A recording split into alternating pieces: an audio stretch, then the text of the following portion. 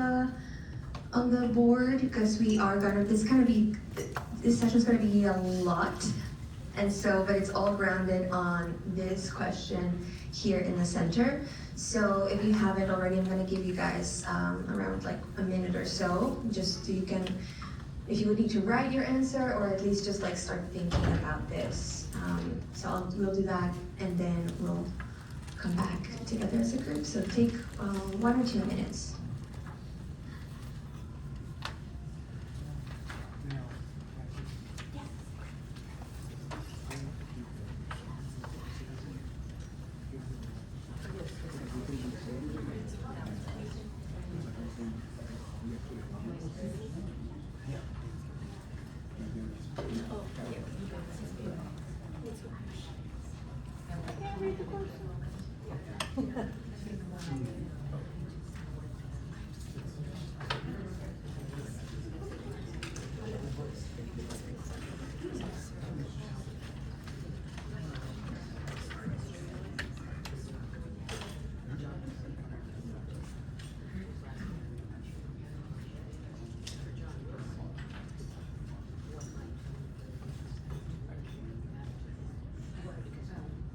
And right now, we really are just focusing folks on the prompt in the board. Like, I really want to encourage us today to take it one step at a time. So yes, just this right now. Let's really try to stay present and really stick with what we have here. As we get started, so the first thing we wanted to say is again how excited we are that you're all here. It is the last big session from our middle school group guide training for this year. As you know, moving forward, we're gonna have trainings more or less every other week for the next year. And then we're gonna transition into monthly as you guys get evaluated. So all the dates are in your training overview. And we'll talk more about that in just a second. Before we get started with full outline and everything, Sally, do you want to? Okay, I just wanted to let people know that in the spirit of being present, I am present with y'all today, but I do need to check my phone because I'm monitoring a family situation. So I just want to apologize for that. And that is part of what we wanted to address with this conversation today. So today we're gonna be talking about addressing bias and trauma-informed practices.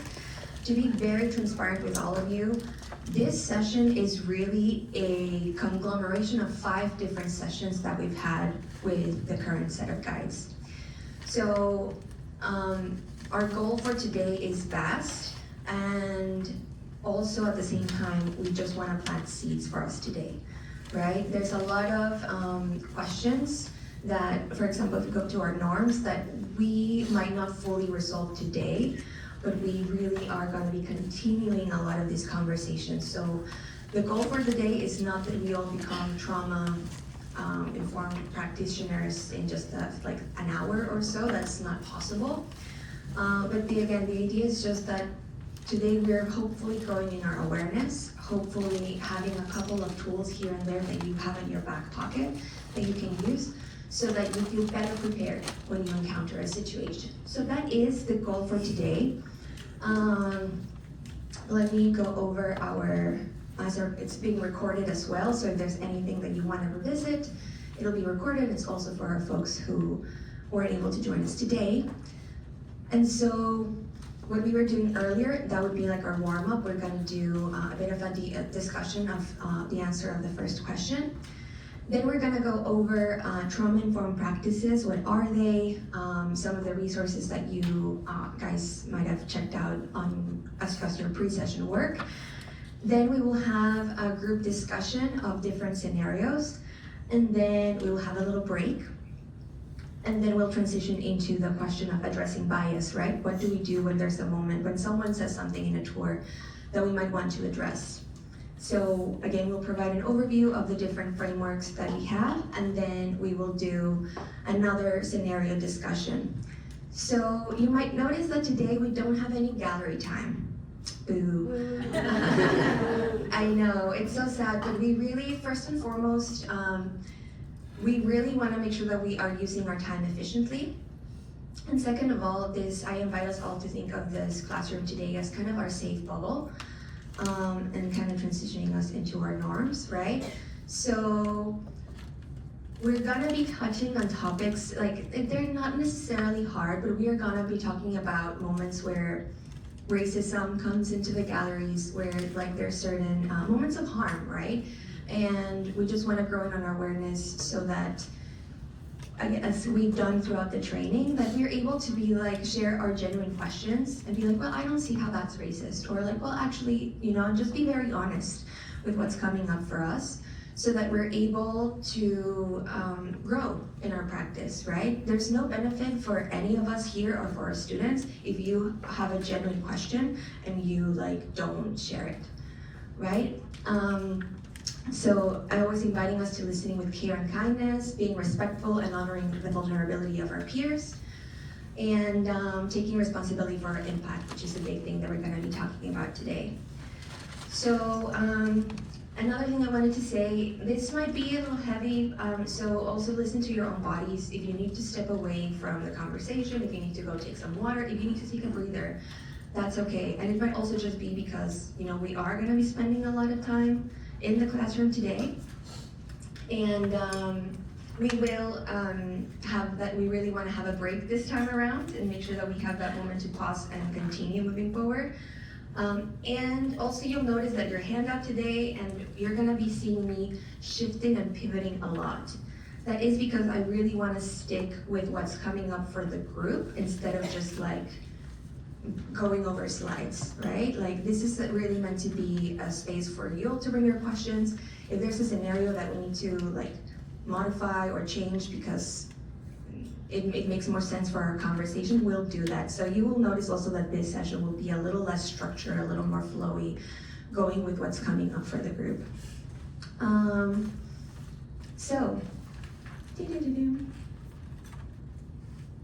The first thing that I want us to do is, I haven't gone through this model with you guys, right? No. Okay, awesome.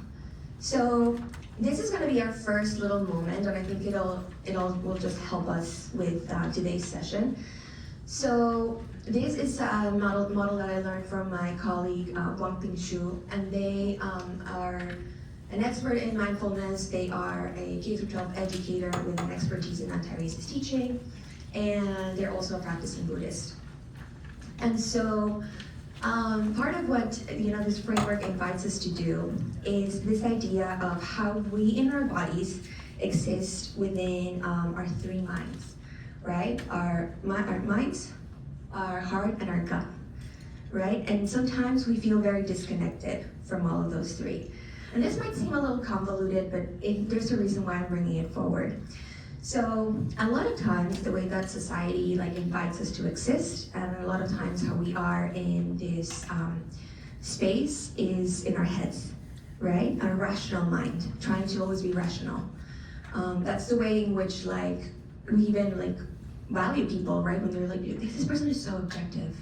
This person is always just able to have a cool mind, right?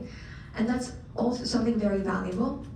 But we want to acknowledge that as human beings, we also have our hearts and our guts, right?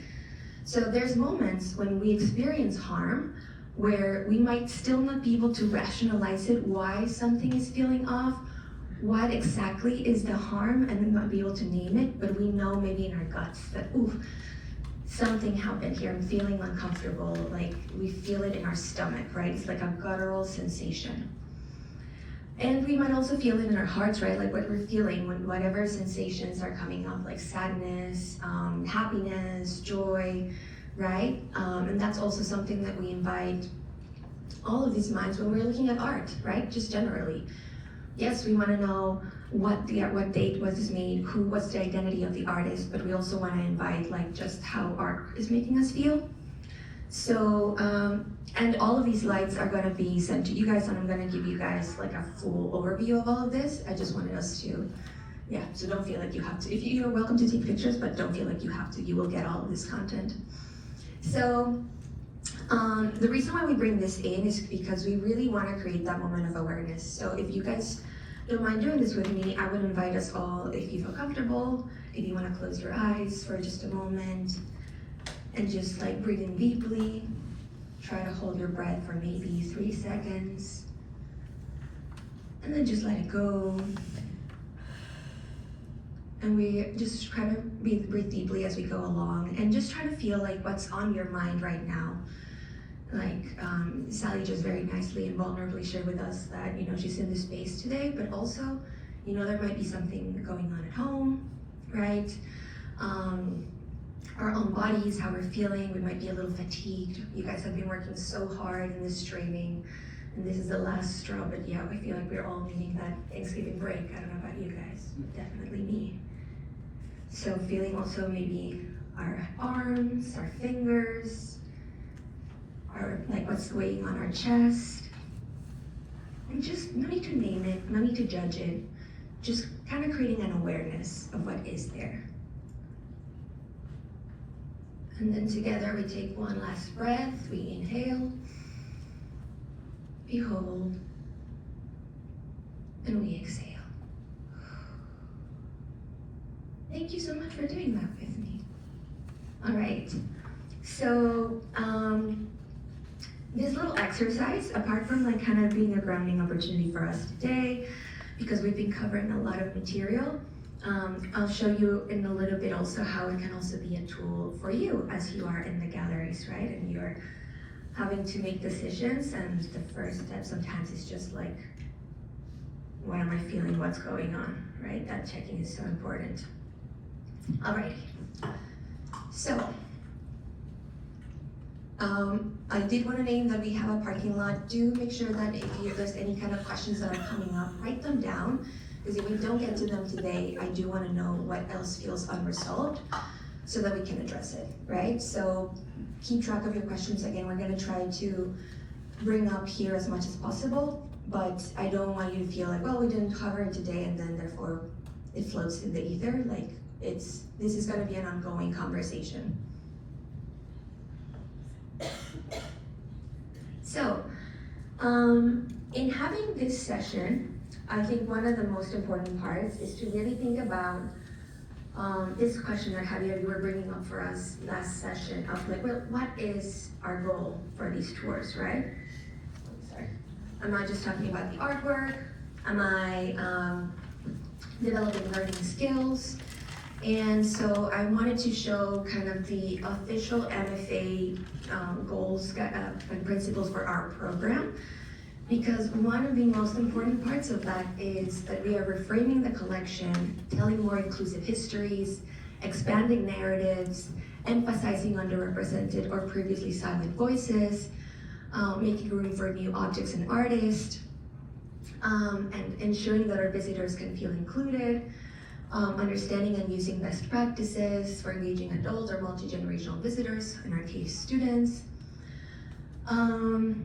Acknowledging that art is a reflection and product of the human experience, and that the human experience can only be understood through an IDEA lens.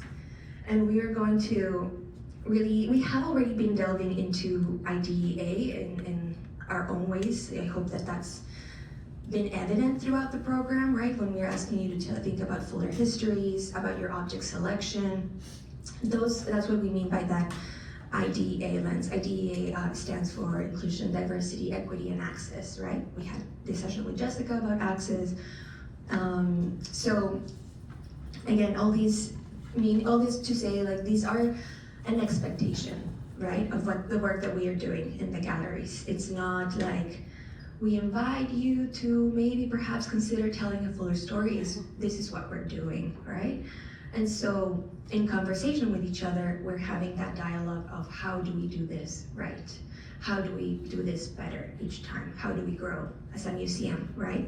Through all of you, through what you experience in the galleries every day in this practice. So let us go back to our initial question, and I just want to hear from the group. If you notice, we're going to talk about positionality, this first question that we had. So why might telling fuller histories matter to me? Why might it matter to my students? the artist, the museum, or the community. And you don't have to answer the whole thing if you want to just share part of it. Would anyone like to share their response?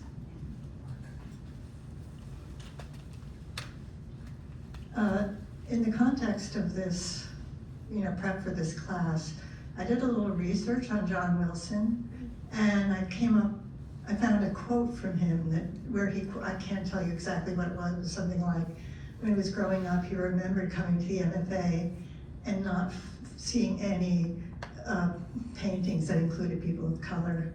And that really struck me. And I think part of what we're trying to do here is to change that experience so people see themselves reflected in what they see in the museum. Thank you so much, Carol. Absolutely. Absolutely. And from the words of an artist, nonetheless, that's so impactful. Anyone else would like to share? Scaffolding on what you just said, Carol, also to expose people to things they might not otherwise see except when they come to the museum.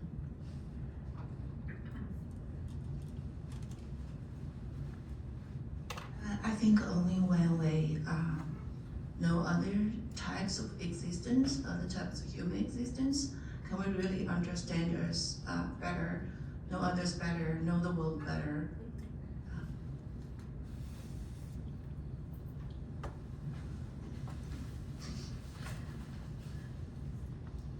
One of the things for me is because we are the voice of the art. When we are guides, we are the voice of the artist, the art, and the people represented. So that's why I think it is important for us to tell the full story. Yes. What a responsibility, no?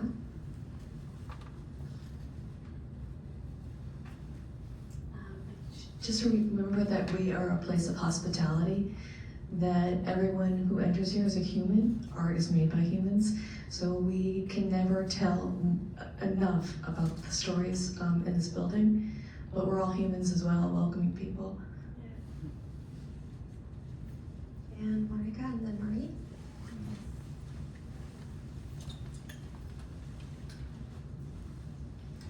Irrespective of our own political beliefs, I think we have to realize what the children, especially high school students, might be impacted now about what's going on in their community.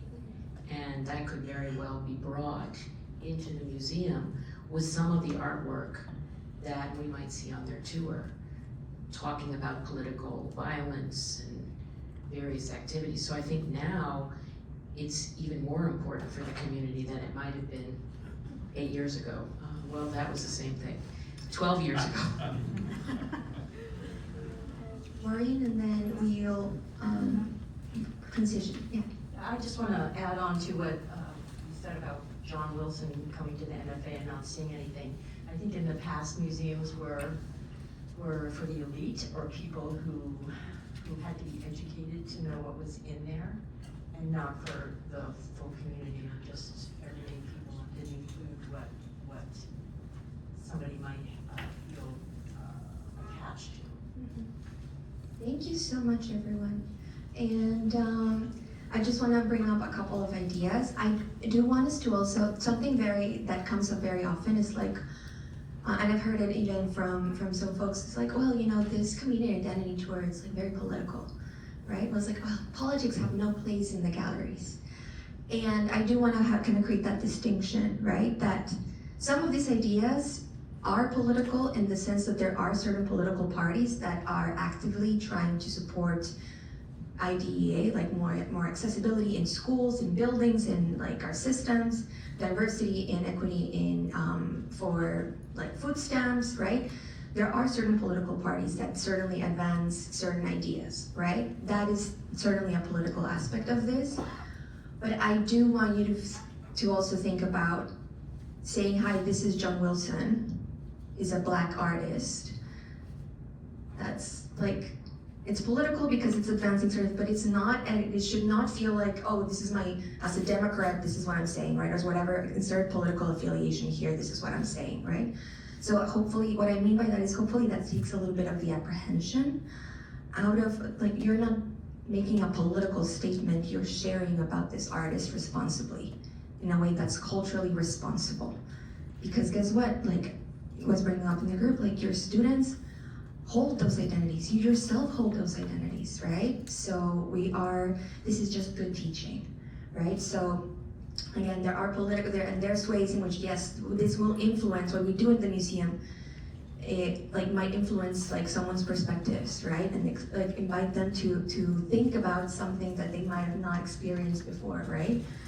And that might influence how they how they perform in their civic life. But for us, it's just good teaching, right? Okay, so as we go through this, the first thing that we're gonna talk about, just as a reminder, is a very quick recap on like what the road so far per se, so that can ground us a little bit.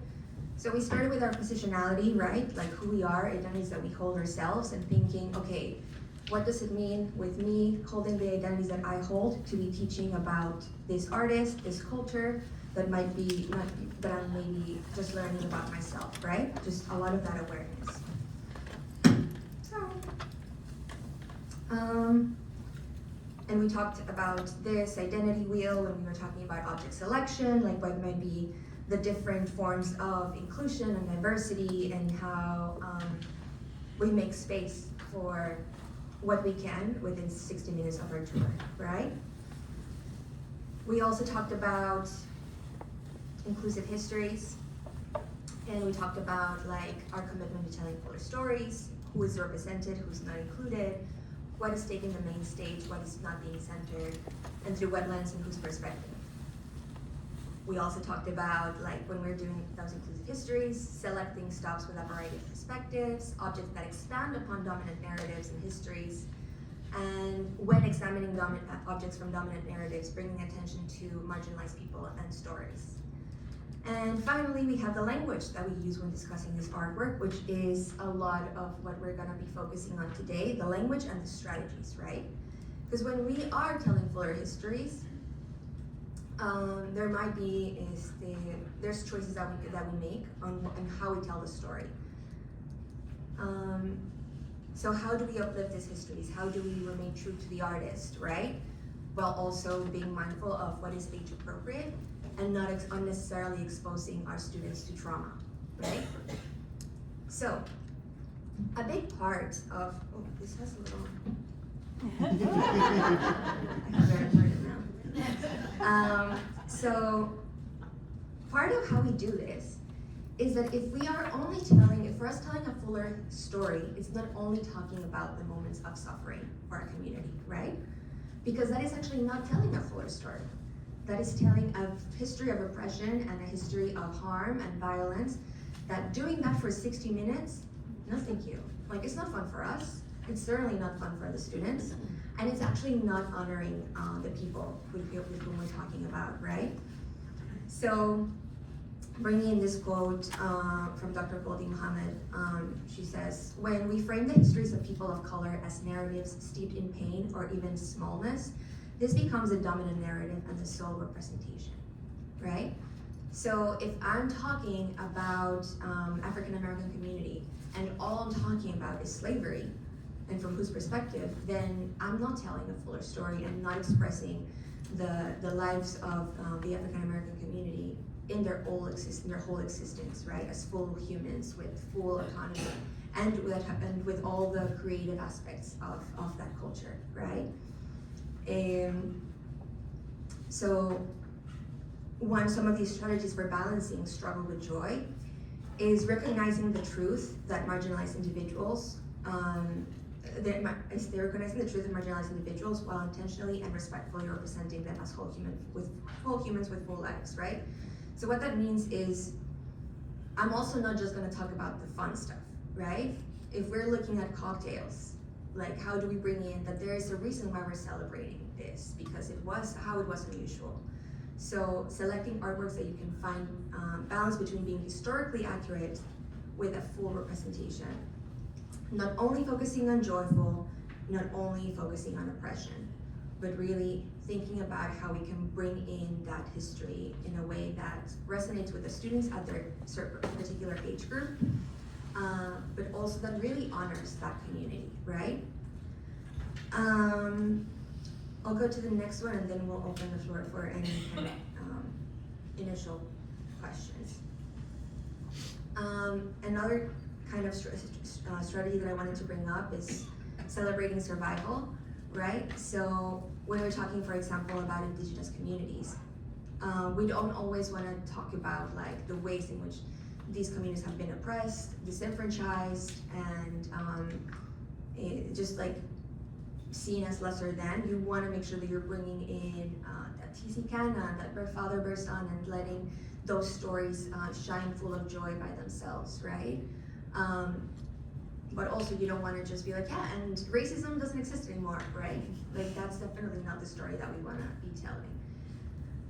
Again, like in a lot of our sessions, hopefully a lot of this will get grounded once we start like with our scenarios and talking more fully. But are there any kind of initial questions that are coming up for folks just on what this is, what this looks like, and maybe as I transition, more things will get grounded.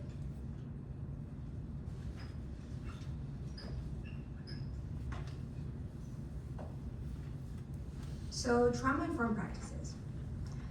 There is a lot out there that we can learn about trauma-informed practices. It actually like is a very interesting topic of conversation that museums are really like, there's a lot of research that's coming out of this.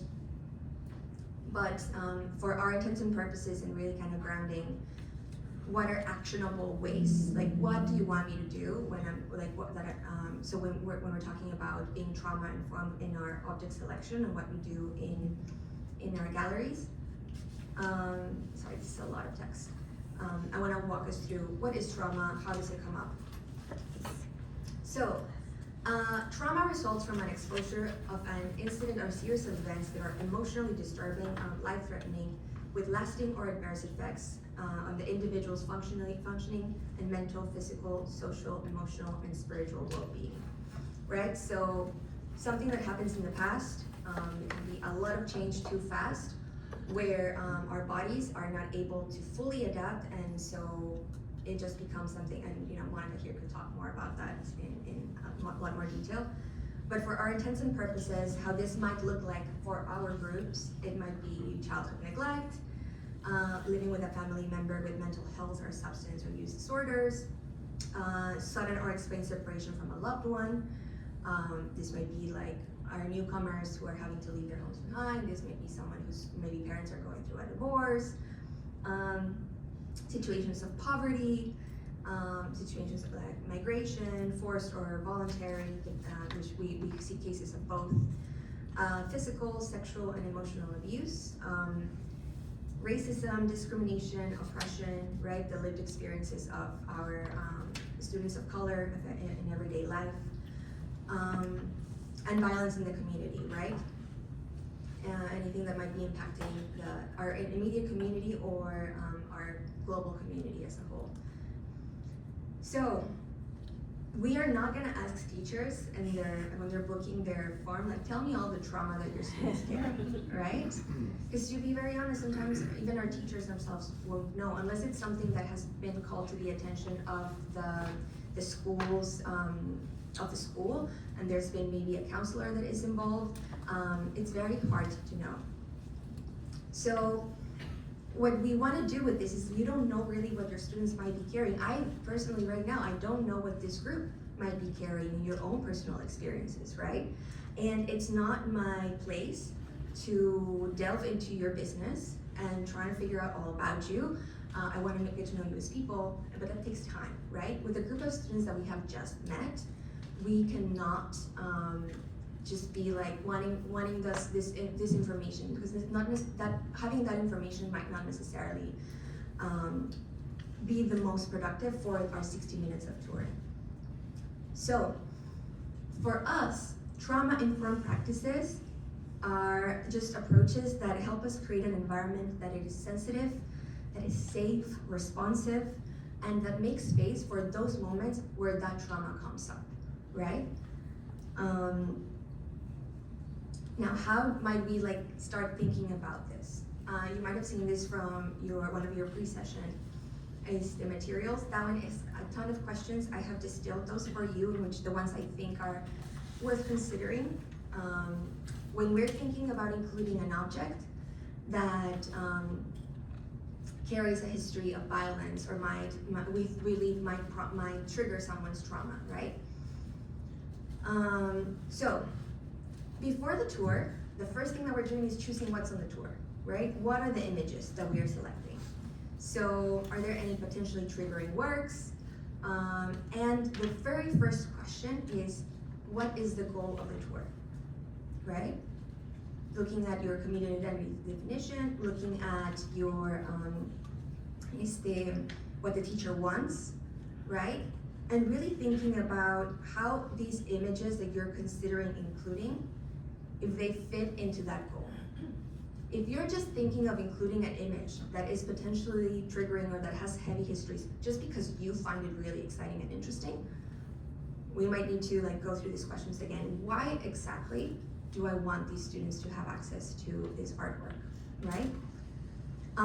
What are you hoping to elucidate by including these images in your tour, right? It doesn't mean, again, remember from last time, it doesn't mean like, oh no, it's too heavy, I won't include it. If there's a reason that this artwork might actually help for students bring up a fuller idea of an experience of a marginalized community, that is definitely worth bringing in.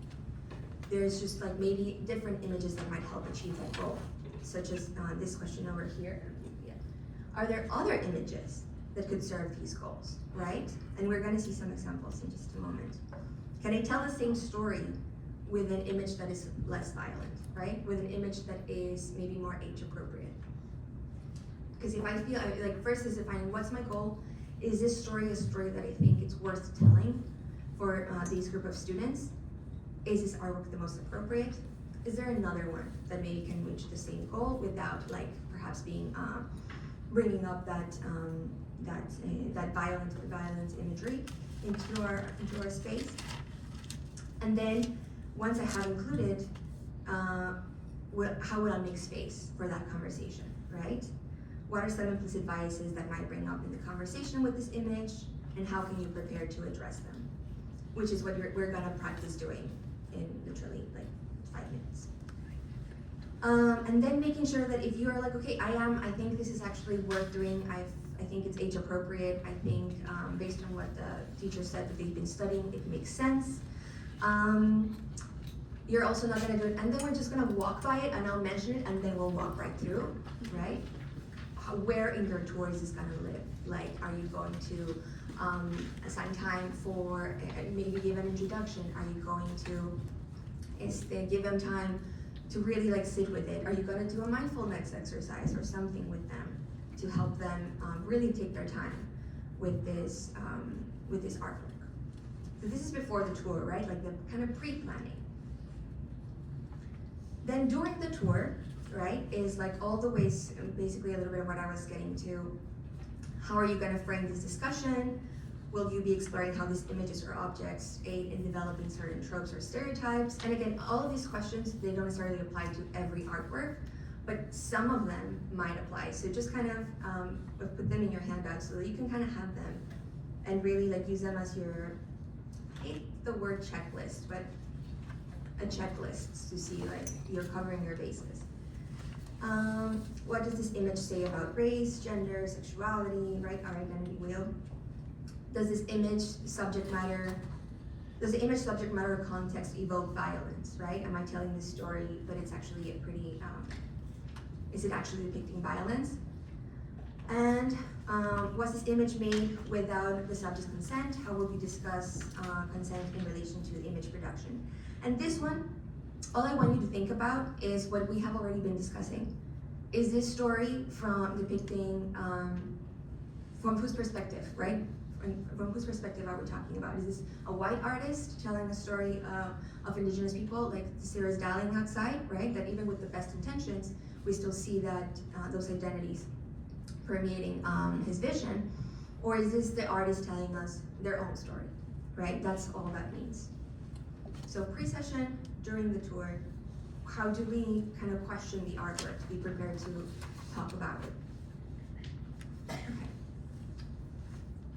So, same thing. How do you plan to frame your discussion with these images? How will you manage a hot moment or support students who might, like, in trying to understand the artwork, might make a mistake? And that last part, we'll delve a little bit deeper into in the latter session of this session with how to address bias in conversations. Okay. Whew. So, I'm gonna skip through some of these. Might I ask a question about consent, just real quick? Yes. Okay. Speaking of consent, wondering how often and when you bring up the issue of consent with the ancient Egypt tours and the ancient Nubian, Mesopotamian, because those are more like institutional consent also. And what do you do with that? You're thinking about like the provenance, what is object Yeah. being here? Yeah, and coming into the collection, there's a lot of wall text that celebrates Rise and Rain. So what do you do with that?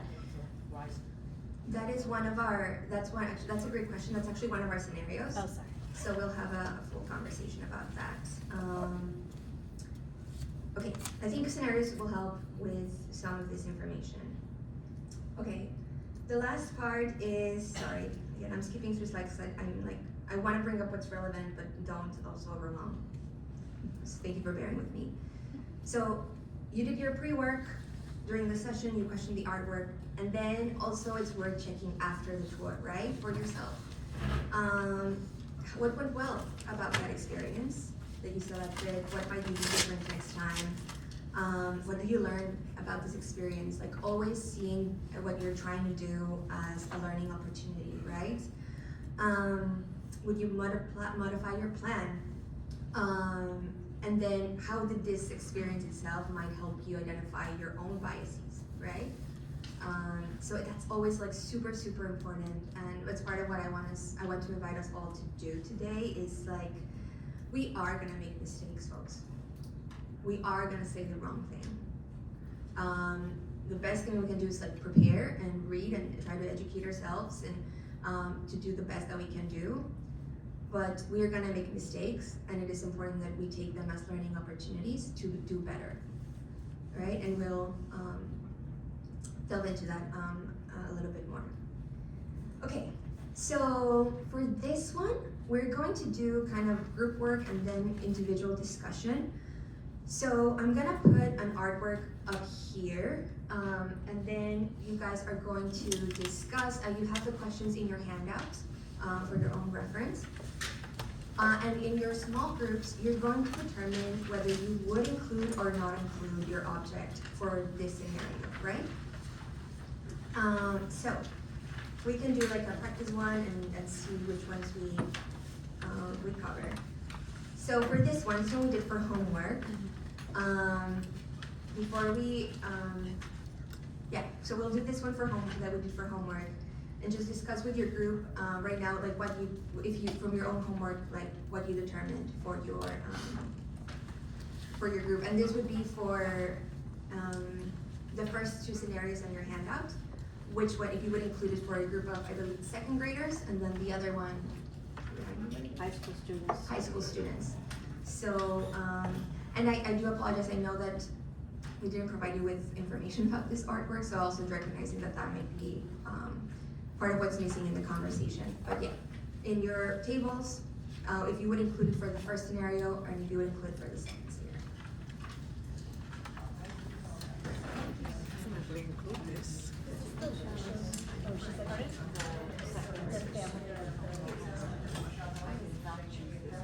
We know nothing about this. Oh, okay. We know nothing. So, and that's actually a good thing to start from. Right. You're regretting it. Yeah. But it does, I mean, what we see is a mother and child. I know, but I feel like it is very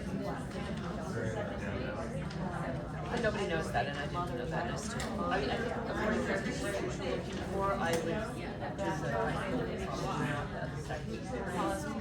personally, because they're not asking what the artist is going to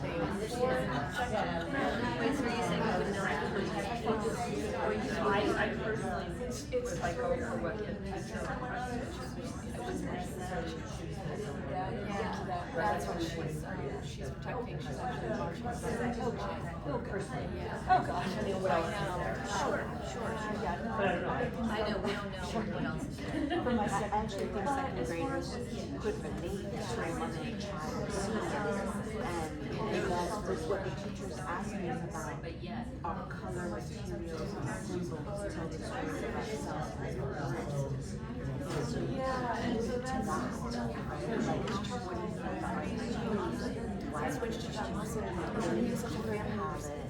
You know, what do you think it's trying to say? You know, and I think the kids probably, you know, mother has fear. Yeah, you could see the like, feelings. I don't think you get away from the emotion on this. I think the second graders are not gonna just be okay with it's black and white. No, I wasn't saying that, but I think that they can still run it. I do, but would you choose that over something that didn't go there and that's more what I'm saying. That's any way you can reflect on your child, right? Like you're saying there's an dive into the emotion and less to the element. Like a preschool kid would be like, she's sad, and then that's where you are, and then it's just so that just for right, and have one of those in that. What makes you on that wasn't our show, and then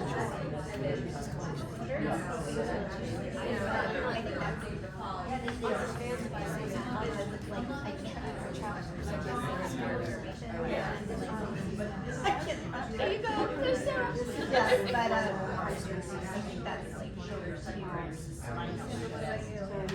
I'm just thinking I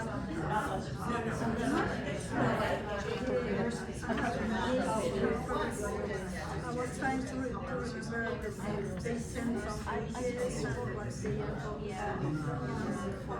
I think that depends on the storyteller, but it makes me also think about the first story that you share. Because if the artist is violence or if the core topic is that one, I would avoid it. So that but if it's more about the cinema, something, I would use it. But I agree that depends on what the artist is. You could give them the fact. I feel like there's like some things that they can relate to, when I was thinking about like a business thesis, this opportunity to take place. It's a trial, it's pretty, but with this one, I feel like you can talk to kids about, you know, the emotion of it, but just about the technique, the love, And reverse cheek, maybe 1 more minute to start working on your ideas.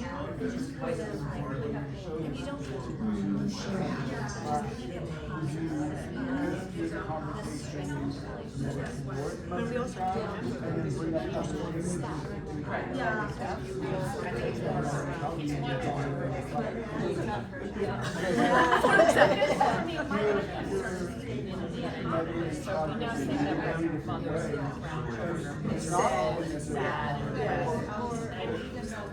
I don't know my other options.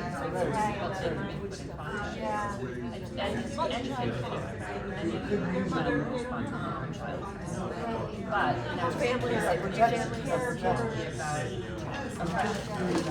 I don't know how we don't do that. And then I have the story is that population.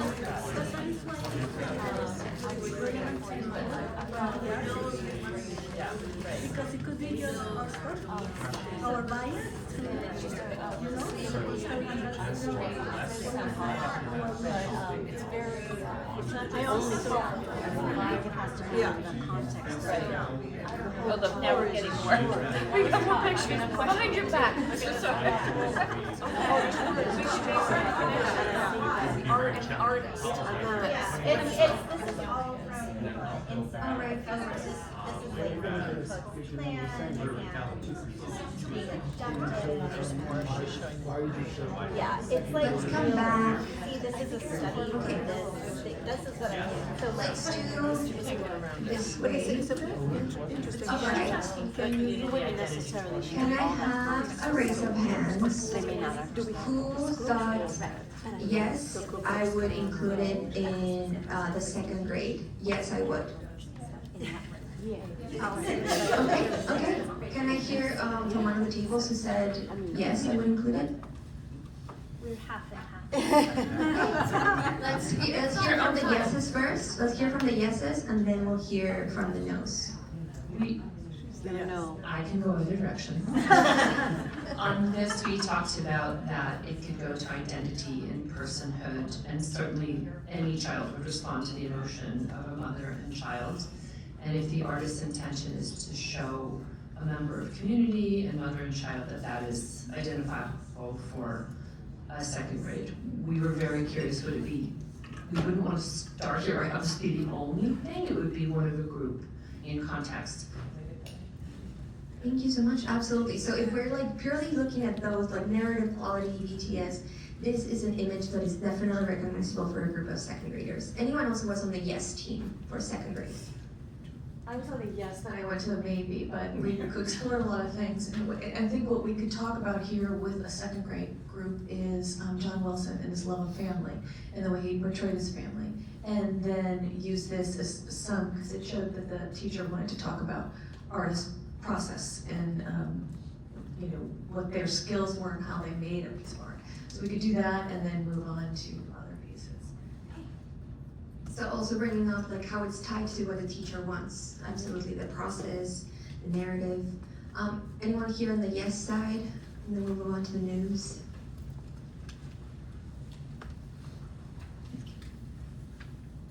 Yeah, the majority of our group vote yes.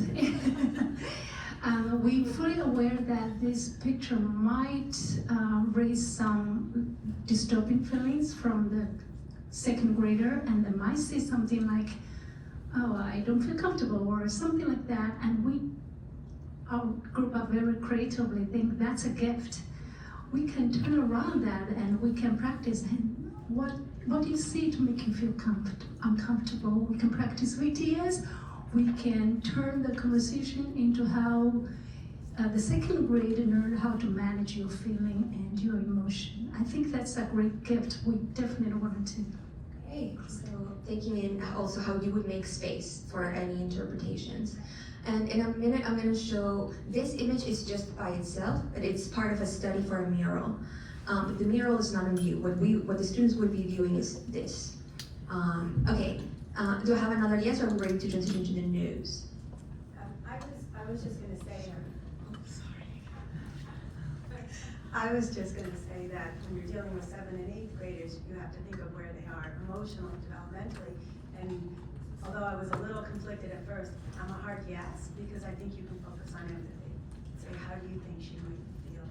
And take it from there, and then use like BTS and find out what questions they ask and how to respond. Yes, so we're really tapping into this image. The expression is so powerful. And so that is also comes into, for second grade, into social emotional learning, like really being able to identify and empathize with different emotions, which is definitely a great skill to help students develop. All right. Sorry. I'm just also really noticing that, you know, if we ourselves are comfortable with the image, we're gonna do a lot better in being able to engage students, whether you're a hard yes or a hard no. I think you have to be comfortable. And it's always in context, so this is not the only image, and we're gonna talk a lot about that at our table. It's what's the story that you're trying to tell on the tour. So you know, I think that it's our comfort level and how we understand that image. Telling a story across multiple parts, not a touch and go, and making sure that we have that awareness. Moving on to the maybes and no's. Anyone else who was thinking about maybes and no's? Hearing everybody, I'm considering yes, so maybe it's a maybe, but we kind of went, if we're choosing objects within the museum to answer what the teacher would like, I don't think we would start with this one. Now, if you're told this by the teacher, this is what we'd like to discuss, because maybe she knows her students, what everybody said is perfect. There are ways of framing it and asking the student questions about how the mother would be feeling, but I don't think this is, we kind of just decided this is not what we would choose when we're choosing our objects for the tour. Really thinking about goals. Okay, Sarah, and then Jane. I'm gonna go with maybe because I remember where this was situated in the exhibit. I knew what it was when I saw it. It made a big impact on me emotionally. And when we're talking about context and stops and tours, we also have to think about the room it is in and the fact that these kids can read. You know, it's not, they're seeing images, but they can also read, starting at, 7-year-olds read, 6-year-olds, you know, so, and it's about the history of Lynch, that was the room it was in, so you're gonna have to be prepared to feel that, and yeah, that's the study in the, I should have been trauma-informed for this. I'm gonna show you now the image. so it's just the room as well, the actual room, not the room. I did a little bit of a dive into 7 and 8-year-olds learning, developmental learning, and again, everyone is an individual. So 7 and 8-year-olds' connection to story, really strong narrative, and they need to be right, and they want the next bit of the story, like the example I saw that, like if you had a series of books, if one, like number 3 is missing and they finish number 2 and you say, just go to number 4. They're like, no, I have to read this all in order. So they're real, it's developmentally really concerned about the story. This is why I was a no on this one for 7 and 8-year-olds. Totally changed the whole. Yeah, And, exactly. but also, I didn't mean to be like, and y'all who said yes are wrong, because again, they are actually not seeing these. It's tricky, in the scenario that I proposed to you guys, they were not seeing these, they were seeing only the mother and child, right? So it does change the narrative. Unfortunately, a little bit of context for folks who might have not been able to see this exhibition. There was this image in the same gallery as the sketch that I shared, and it was right over here. Right at child eye level, which all of us were very mad about. But it's like, I didn't want to just kind of like give you all the information. I really wanted to see what was coming up for the group, and I really liked that it did come up of like what else is in the gallery space. But in an isolated, like if this was not there, like remember that what they're actually seeing is this, right? So with that context, again, I know we can hear from the no's or maybes. So I said something here as an immigrant, Brazilian immigrant. Recently, we are living situations in immigrants that the parents go out to work and the kids don't know if the parents back to the home. So when you saw this picture, it's not about the color, the skin, but is what represents some families in February, for example, in Martha's Vineyard. The kids stay under the table with all family, close the doors, and pray to God. We don't have hope to the future, so sometimes some kids come to the museum and see yourself in this situation. I saw my mother here, I stay with my mother, and the parents needed to fill a form to give for the other people the permission to continue with these kids. So when you saw only this detail, sometimes it's far away, only a mother and a child.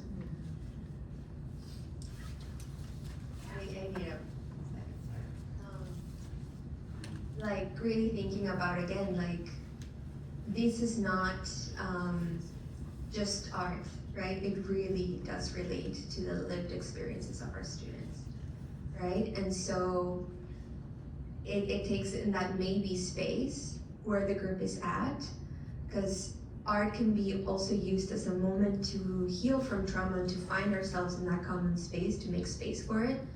But it's so important what this group was also bringing up earlier. If I'm gonna bring this up, I need to make space for how students might see themselves in this image. I wouldn't go to this for a 7th and 8th grader. I think I mean 7 and 8 year olds. I didn't mean 7th graders. 7 and 8 year olds. There's so many other things to choose from. I think we have 1 hour with students we don't know. And if we can make a comment to them, but how do children process this? If this is their lived experience, if it's their experience in the community, now how is it necessary for the goals, for the goals of the tour, and who's gonna take care of it afterwards? 100%. Well, I was thinking, I was in the maybe section, because yes, they're old enough and Socially, emotionally, they can handle it with enough space. And but then I wouldn't want to exclude it, because sometimes seeing your lived experience is the beginning of healing. Rough beginning, but it could be. Okay, I'm gonna take these 3 and then we'll kind of gather some thoughts. I would also take into account whether the teacher told us, as they do sometimes, that this is the student's first experience going to an art museum. Because I would not want a student who had their first experience to come away traumatized and never wanting to go back.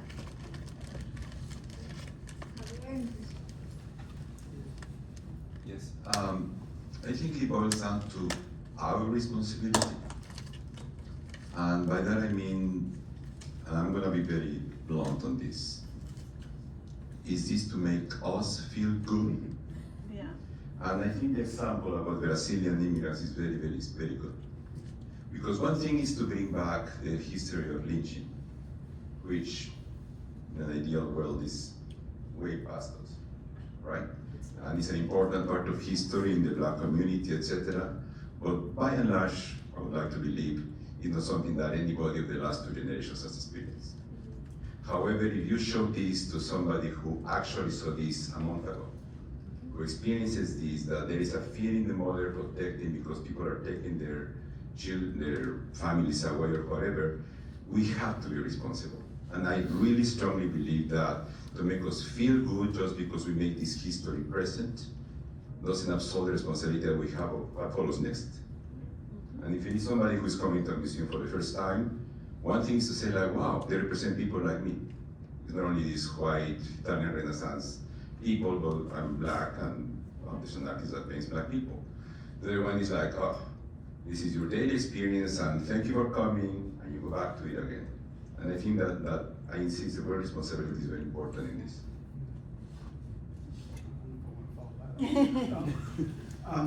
I was a hard no on this originally, and so we talked a little bit. And the one thing I read was the students recognize and appreciate both similarities and differences among people.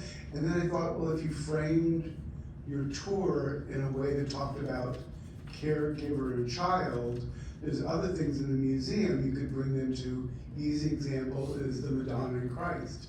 So you started looking at cross-culturally, but it would have to be framed that way, I think, for that age. So it's all how you frame it, I'm thinking. Yeah, like what else is in your tour, what comes before, what comes after, so that they can make those connections. If part of what you are focusing on is the visual imagery of mother and child, and like to the point of the conversation, right, is like, if we look at this image and we only talk about, oh, it's a mother and child, and like do not bring in any of the context that John Wilson is very intentionally weaving in, does it make sense to bring up this image, right? And so I see there's a couple of other hands up. I think this is, I want us to spend time with this conversation, so we'll stay here for a moment. Something that I want to bring up is like how, I hope that everyone's being aware of like how valid everyone's perspectives are, right? And how we're constructing this together. There's nuance, right? And just really wanted to name that every piece of information that's coming up here is building our awareness of, oof, it's not as simple as that. I will do it or not do it. It's like very tricky. Diana and then Mark. So I just wanted to bring this to a level. Yesterday during the shadowing, the first question that the guide asked to the children, besides welcoming them, she said, have you all been to the museum? Has anyone not been? And a handful, about 5, raised their hand and said, never been to a museum. This is a private school that we have. So I just want everyone to keep this in mind, that you want to make, and I agree with Javier so much, it could be their first time at a museum.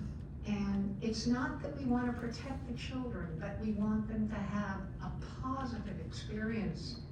And I think there are, in my opinion, for a second grader, other paintings, perhaps, that we can select in our tour, and the child,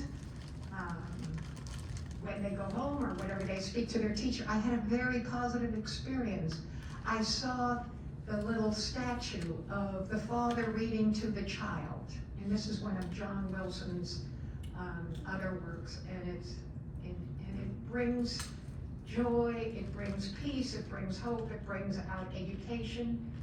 So that's my piece on that. Love that, and I do want us to like remember this, because it's not just like the whole tour is joy, joy, joy, joy, right? Because even if we are bringing John Wilson, if we're like, we need to talk about why he's like what he stood for. Monica and then Lisa.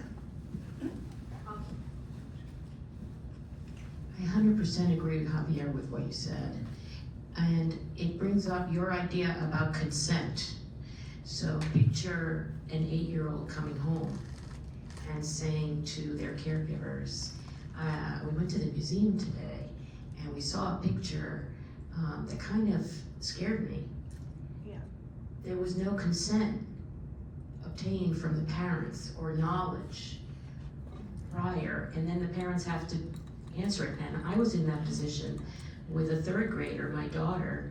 We didn't know at all back in the 80s that they were gonna have a curriculum in their social studies called Brown Eyes, Blue Eyes. Some of you may have known that curriculum. And I would have been very happy, and I was very happy that my daughter had that curriculum. But on the other hand, she came home and she was incredibly upset by what happened in the classroom. And I had no preparation to help her with it. I helped her just to listen. But when I called the teacher and I said, can you tell me a little bit about the Brown Eyes, Blue Eyes curriculum? And then what happened in the classroom, and she told me, when my daughter came home from school the next day, I could sit with her and talk about it. But I'm just concerned with the after. What is going on at home afterwards or in the classroom? And here we have this 1-hour Pandora's box that we've opened. It is balancing trouble with joy, but we're not there for the aftermath. Yes. Then is Lisa and then Maria. Jonah put it up too. Do you want Jonah?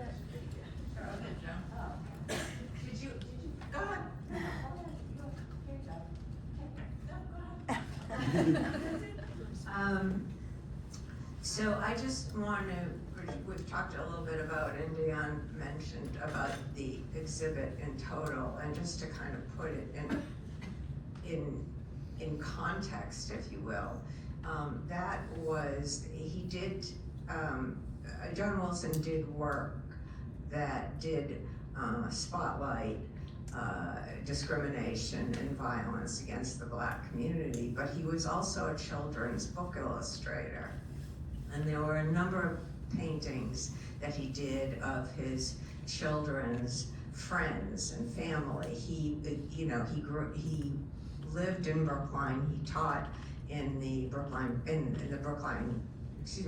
I think Boston Public Schools. He taught art, and his house was the house to be on the block. You know, it was just kind of a place of joy and fun. And I think there's a way of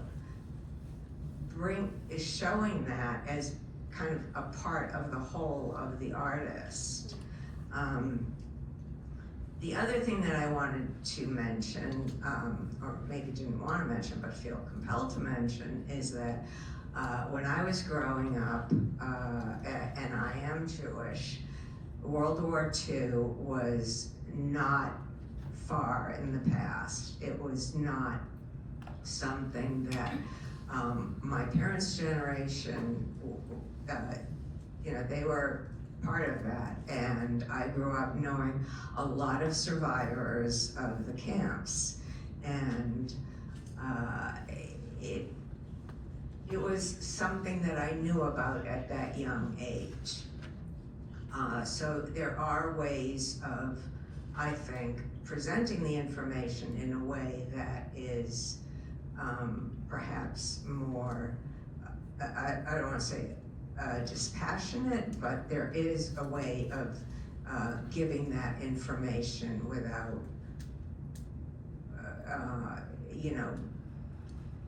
going into, at that age, too much of the details, so. Thank you, Joan. I'm gonna touch base on that in a little bit, because there's a really strong point there. So if we go back to the image, and keep in mind balancing struggle with joy. This one? Yes.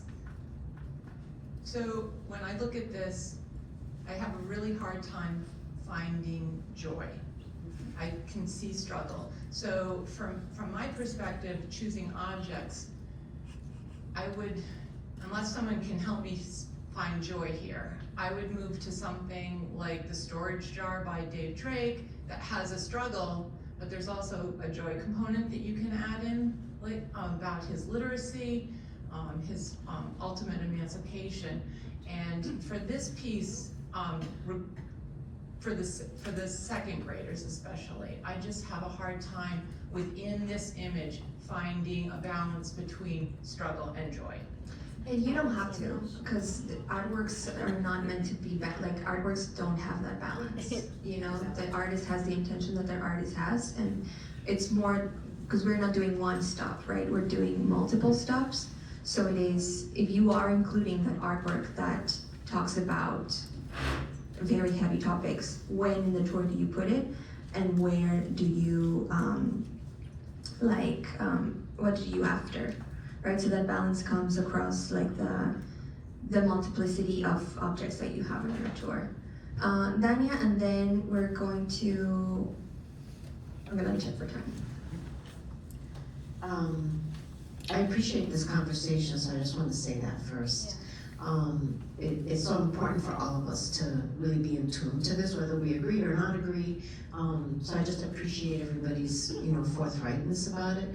I'm sorry our colleague just left the room, because she was speaking to something that educators confront every single day, in schools, in classrooms, things that we think are appropriate for kids to understand in history classes and art, even in math, everything. A simple conversation that you had with a child that you think was being helpful, right? And they might go home and share that with a parent. And it turns out that it's a more difficult situation than you anticipated. And certainly in the time that we live in now, you know, there's a lot more heightened feeling about what goes on in school and dictating, you know, you can read that book or you can't read this book or take those books off the shelves and things like that. So the other thing that I want to raise up is that kids see images all the time that are really disturbing, that no one is curating after. And so, you know, while I want to protect kids, and I appreciate all the reasons why you wouldn't pick it, because there are lots of things to pick in the museum, right?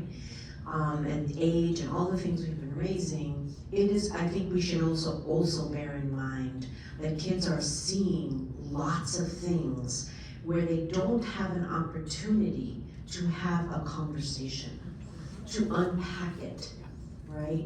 And so I might pick this, right, if I had nothing else, right, a limited palette to pick from, you know, because it might give me an opportunity to have a thoughtful conversation with kids about some themes that they see all the time and don't have an opportunity to even think about or acknowledge.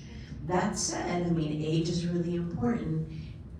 You know, I'd be super comfortable with older groups, right, having this. We're talking about little ones, and that's the sensitivity. So I just think that we can't, I think it's very nuanced and very complicated. We have them for an hour, so we have a certain responsibility, and I get that.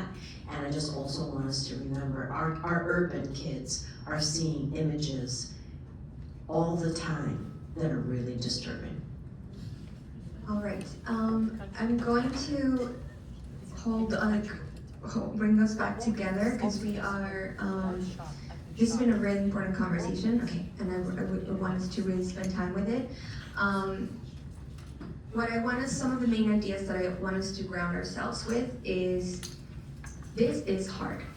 There's not a right or wrong answer that we can just say, and now we all agree that we will include this artwork. Or now we will agree that we're never including this artwork. Prohibit it, never touch it. That's not the goal of this. What I really wanted us to do is like jump on that nuance, and hopefully through this conversation, really kind of putting it in the polar opposites of like second graders versus high schoolers, giving us that conversation to know what the nuance is in the grades in between, right? So hopefully that, I think that was coming up. I also wanted to name what Maisy was bringing up and what Joan was bringing up, of like, how do we make sure that we are making space for these conversations, but also a lot of this is the lived reality of our students, right? Like Latina students like have conversations with their parents at home about what do I do if my mom doesn't come back, right? Little kids, is the Black kids, so that from a very early age, parents have to have a conversation with their kids about what do you do if a police officer stops you, right? Thinking about our positionality. Just because it is uncomfortable to us and it seems unfamiliar to us, that doesn't mean that that is not the lived reality of some of our students. And then that becomes the nuance of the conversation. I think it was coming up over here as well, of like, how much do you go into it? We're also not equipped. We're not psychologists. We're not counselors.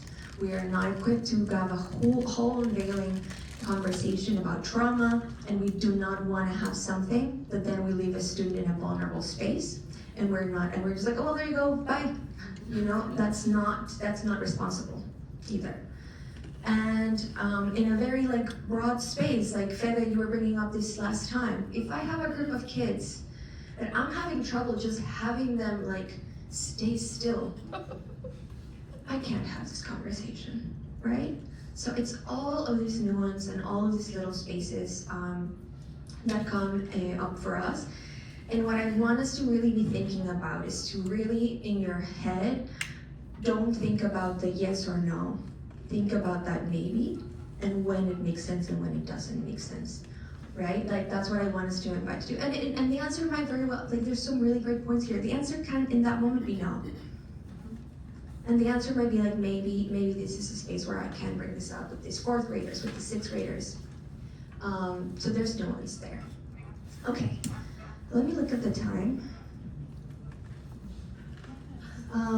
being trauma-informed and giving agency to the group. We can have a break right now and transition into talking about addressing bias for the last hour or so. We can take a break right now and continue with some additional scenarios about trauma-informed practices. So think about that. Let's take a break for 10 minutes, and we'll see you back here at 10:51, 10:50 or something. Thank you, folks. Thank you for this conversation. I really appreciate what everyone was bringing up.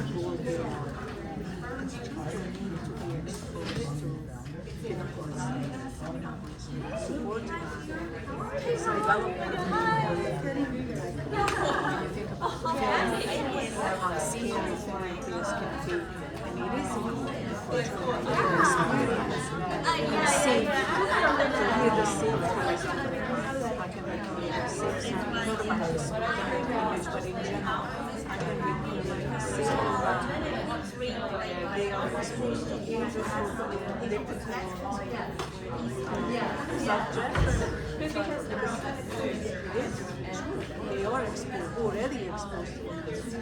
So I can always accumulate their experience.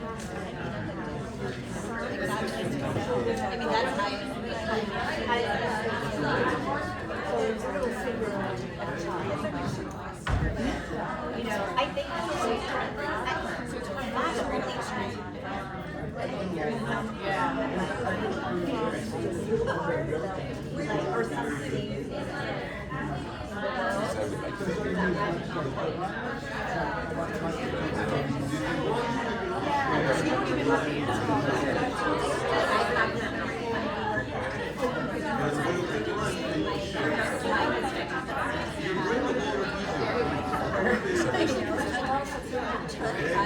and there's great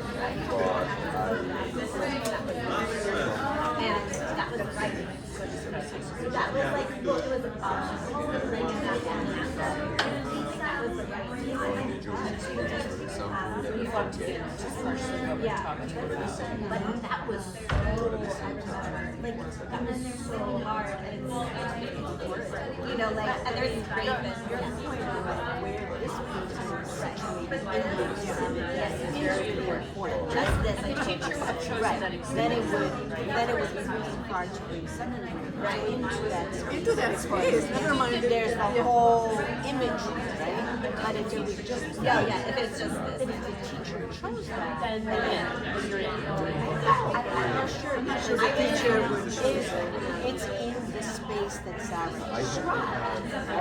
Then choosing all of that, I would ask the teacher, are you really sure? Because let me tell you what is around there, and it may be really traumatizing for your kids. And I might say, I don't feel comfortable with it. I think Right? If that is the context. That's my only. Right. If this was in a room with other things like the Adonis. right, Or then just a whiteboard, or just like a. no, or like the potentiality is in that space, right? And that's really provocative. I love that space. But it's provocative. It's provocative. Oh, I was sure. I'm sure the show is just like amazing, and actually after it, she was in Seattle with her director. It happened to be one black and the sea of white. And railed, screamed, almost spitting in my face. This way teacher that I had singled out as black. That I was speaking to them. And when she asked us, And I said,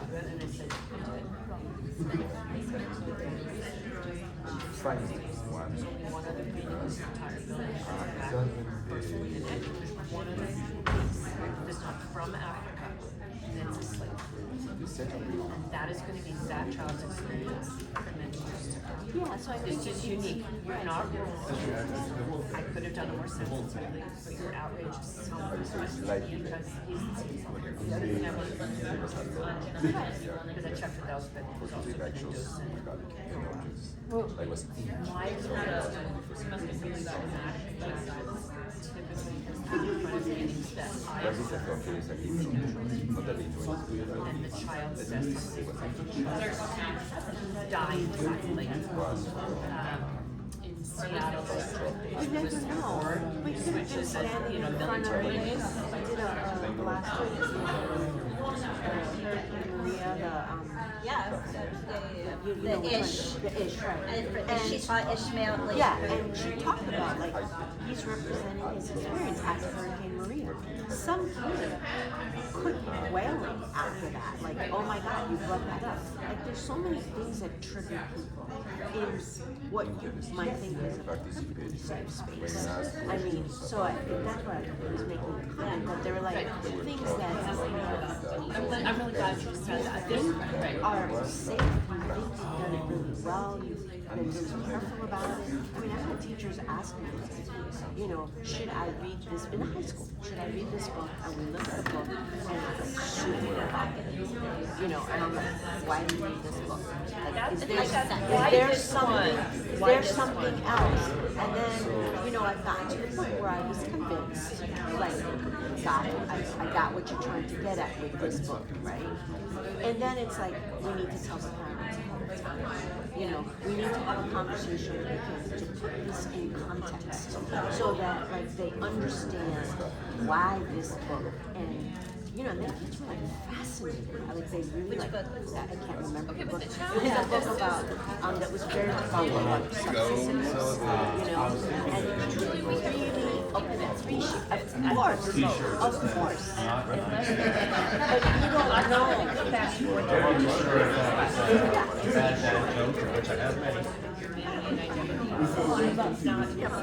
I don't think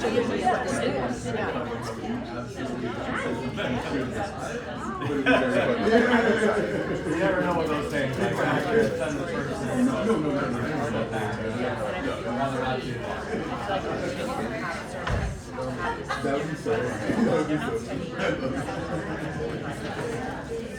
A good week so far? Maybe they are. We're studying oppression and violence.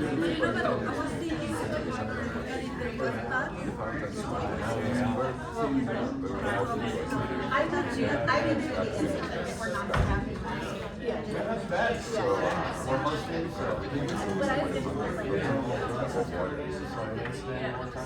like there's like the break on my own.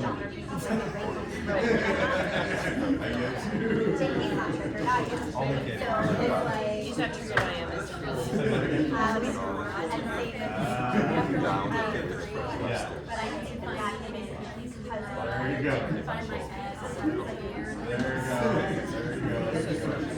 That was the place to be. I think I know something. This group is loaded. Right? Loaded. Oh yeah. This group is like We're not just brain. Hard. Guns. I was getting there. I'm calm. Yeah, I'm sorry. I'll go to my I know where I belong. I'm sorry. I know. It's okay. It's okay. I Me too.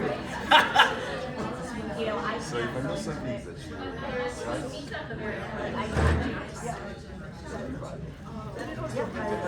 Responsibility. so what we buy is like what is that?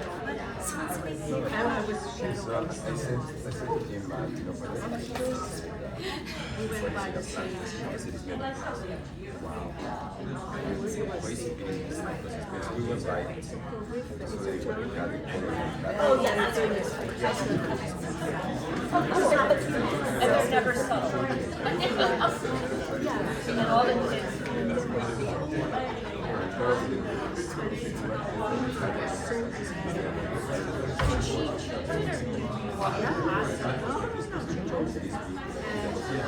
That's when I was. He thought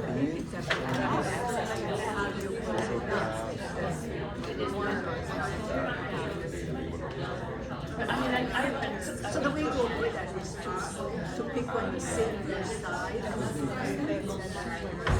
because they still have a conversation. And the assumption is because having done something because it's the same image conversation, and I will tell you, because it's at like the most startling, this thing that happy picture, everything's fine. I was ready to talk about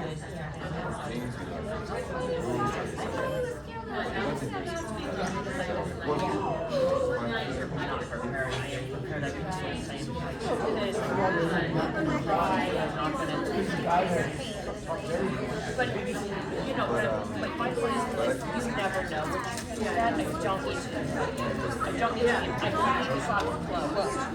It's not Pandora,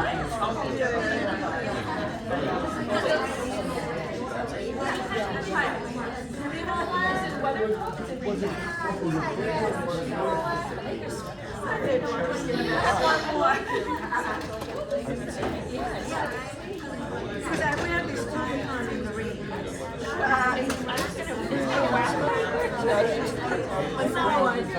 Actually, I might like to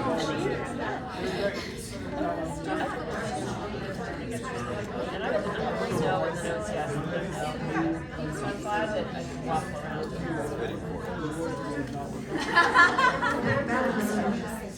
I always want to go back to the Okay, so for folks who are in the group,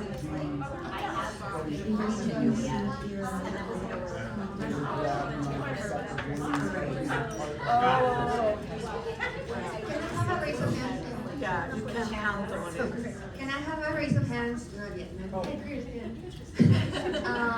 Just like for my own awareness, like, I know that the next session on, can you believe this? Can you believe the next session on the 25th? That's optional? 25th? December 2nd. December 2nd. Thank you. Sorry, y'all. I'm not American. I don't celebrate your thing. Okay, so December 2nd. It's an optional section. It's like, do we have an extra week? No, I don't. I let you go. Who's like, just like a general, who is planning on being here December 2nd? In the morning? Morning or afternoon? Who is being like peer pressured? Okay. Daniela, morning or afternoon? Because there were two. Morning. Morning is optional. Afternoon is creator talk. So you're asking about the morning? The morning, yes. Okay. Sorry. But it's optional? The morning is optional. Yes. Sorry. Who's coming in for the optional Monday morning? No, I'll Oh, okay. That can be a time. Yeah. Okay. It will be recorded regardless, but the only reason why I'm bringing that up is because if folks want, that session is meant to be practice. So if folks want more practice with these, that can be a time for that as well. So just kind of wanting to see where there's space for this. So right now, after the break, my two proposals for you guys are, we can either stay with trauma-informed practices and run through these scenarios. I have a slave ship, Roberto Lugo, Mummified Remains, and Cradle by Doris Salcedo. And then we just stick with this conversation for the remainder of our time. Or we can do these next week as practice and then transition into, for the remainder of our time, into is the addressing bias. So, bias? Okay, awesome. Yeah. But in our, can I say something in our talk, which was still about, is, something came up for me, something came up for me, and that was going through the museum. I'm not even talking about a picture. And I had a group that it was, the going through and betweens were sometimes captivating them more than the actual event. But in relationship to trauma, I think that anyone who's gone through trauma of any sort is so sensitive to that image experience when they're walking through the museum, they're gonna be grabbing onto those whether you're standing in front of it or not, and that also may be something to think about. 100%. Actually, a very real scenario. This happened in a tour, I think 2 years ago, but you know, the museum is full of nudes, right? And we had a scenario of the teacher like kind of looking at one student, was looking at one student, looking at one student, and was like, "Are you okay?" Like checking with her, and so the guy checked in with them. It's like, and she's like, "Oh, there's been a situation of assault for this student." So like, just like a lot of the nudity it's like maybe a lot. And at that point, you know, as a guide, all you can do is like, now you have an awareness of it. Maybe you try to move on to a different space. And it's not at that moment, like, tell me more. Just remove as much as you can. It's the museum is full of nudes. You will encounter that imagery. But maybe, okay, now that I have that awareness, I transition out of that space, and I know that the teacher has that knowledge, and the teacher will know best how to interact with that, like support that student in that space. That's my initial thought. Sandra, sorry, you've been so patient. It's just because I have a question. Have you had any comments or complaints about pieces that you have shown to students and they come back and say it is not appropriate, or you know? Have you had that common in the tours? It hasn't happened for us, but it has happened with our colleagues in studio art classes. Because there was a situation, like again, we're all here not judging, we're just like learning from each other's experiences. One of the instructors took a group of, I think we're around second graders, to the John Wilson exhibition and just kind of let them be. Oh my God. And so one of the parents was like, my child came home very disturbed, right? And it was a student of color. So again, the idea is not how you do it or don't do it. Just if you're gonna do it, you have to do it with care, right? And like being mindful of like, how are you making space? How are you facing this for students? What are you showing afterwards, right? You're in a facilitated conversation with them, not just like have, you know, like, so that's part of like as a museum how we are collectively grappling with how to do this responsibly, right? So that framing is very important, but it hasn't happened in tours that we got in a complaint. We got a complaint last week about someone who didn't want to see any nudes, and we were like, we established our policy, like we can't avoid them. Our guides, you guys can have a conversation if there's like giggles, but like we unfortunately, like there's no way of knowing like what's gonna move, and to avoid it, it's very tricky. So sorry. Yeah. Just a quick question on what you just said. Is there a way to learn from teachers? Because my experience shadowing, you have some chaperones who are parents or somebody else, right?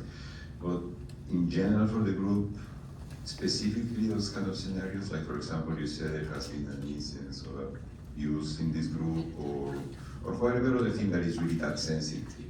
Is there a way to know that ahead of time? Unless the teacher shares it with us, unless the teacher thinks it's pertinent for us to know, we don't know. And it's honestly like, yes, it's like it would make us aware of many other things, but I guess what the skill that I want us to think about is like we can always have more information, right? Like how much familiarity does this group of students have with English? How much are these newcomers? Did they just arrive? What the experience did they go through as they were coming in here? Did they travel on a plane, or did they have to cross by themselves? Right? Like all sorts of things that absolutely, if we had all this information, would it make our teaching more sensitive? Yes. We don't have that. We don't know these students. Sometimes even the teachers don't know, right? And so what we mean by trauma informed is just kind of having that awareness of what might come up, what might be there for our students, so that I can be prepared to pivot, to make a decision on whether to include something or not, or offer is the correct framing, right, for bringing something up. So that's realistically all we can do. Natalie, I don't know if you can think of any other like teacher requests that we've gotten where a teacher has told us something about their students.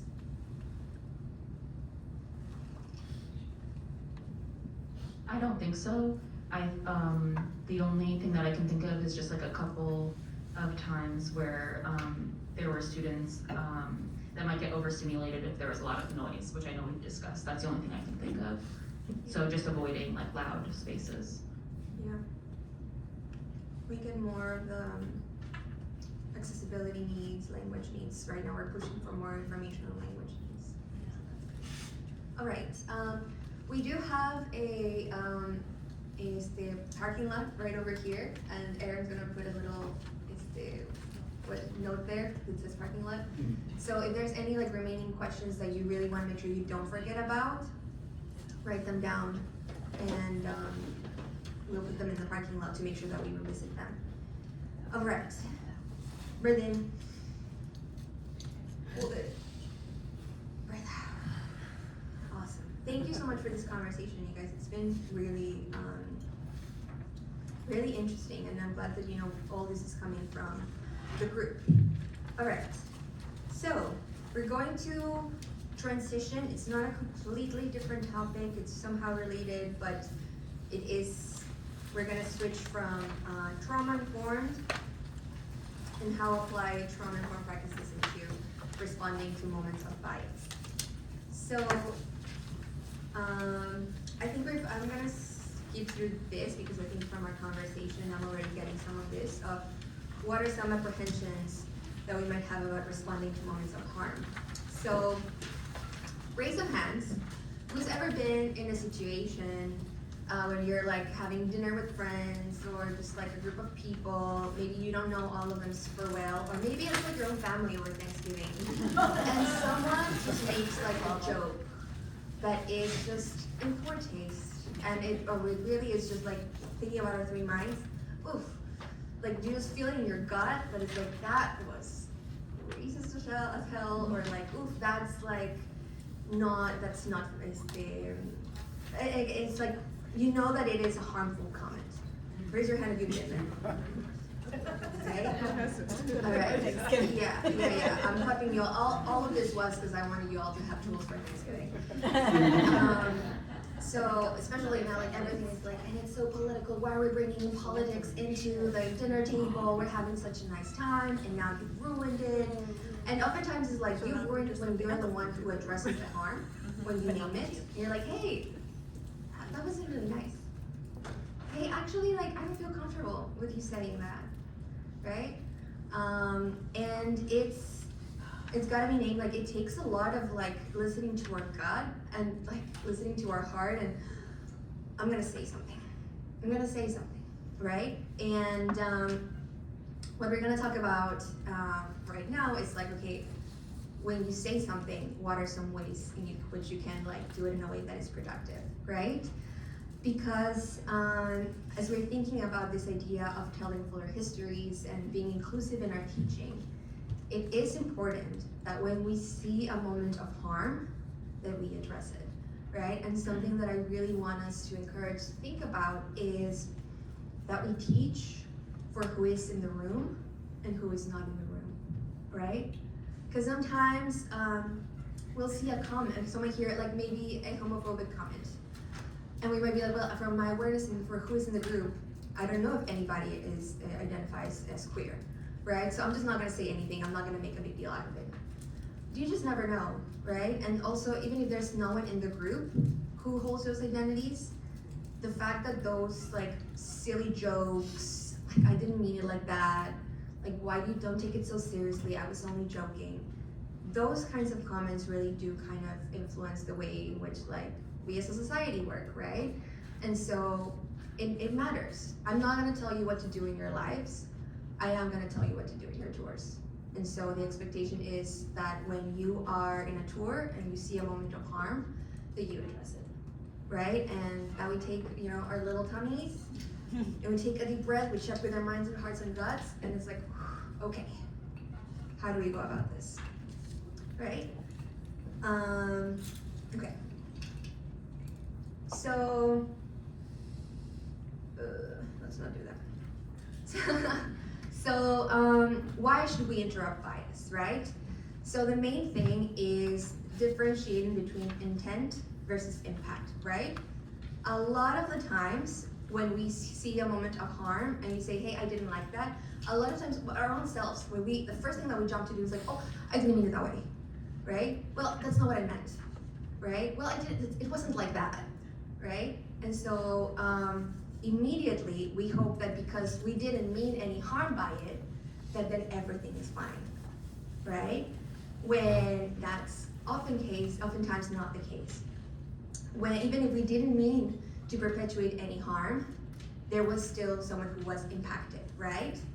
And so addressing bias is about like decentering ourselves, our own discomfort, and really centering those who have been impacted by the comment, right? Our roles as guides is not to be neutral, is to interrupt the harm and honor and respect the perspectives, especially when we're talking about people who have been historically marginalized, right? So again, it's like not about only the identities that are in the room, but also those who are not in the room.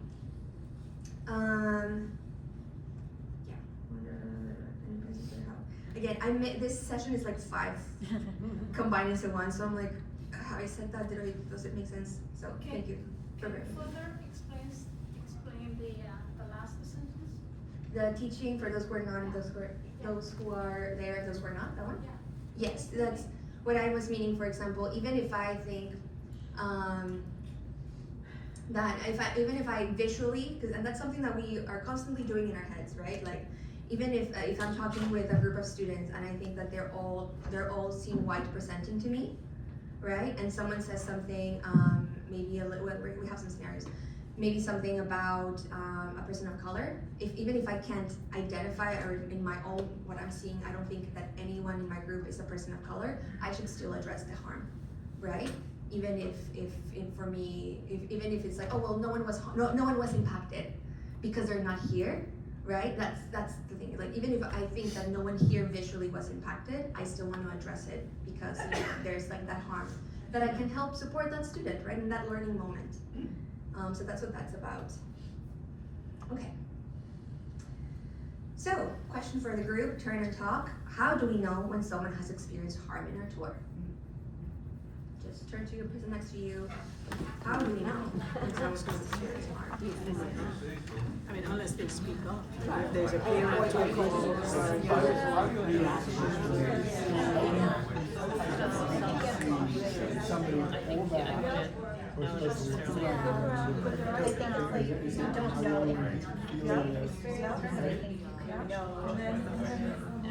inappropriate, problematic,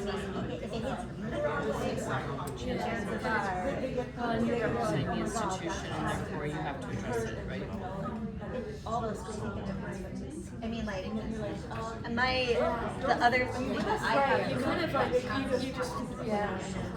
What counts as harm versus, there's like a spectrum of harm, right?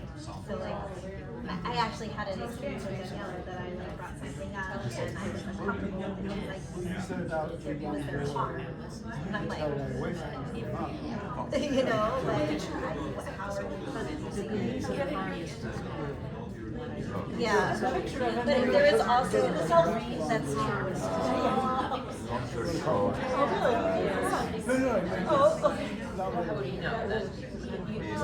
Yeah, that's unless somebody. Your guide mandated you. Unless somebody would tell you, like somebody was talking about fear and left. All right, let's start wrapping up our idea. Are instances where we do witness it. Yeah.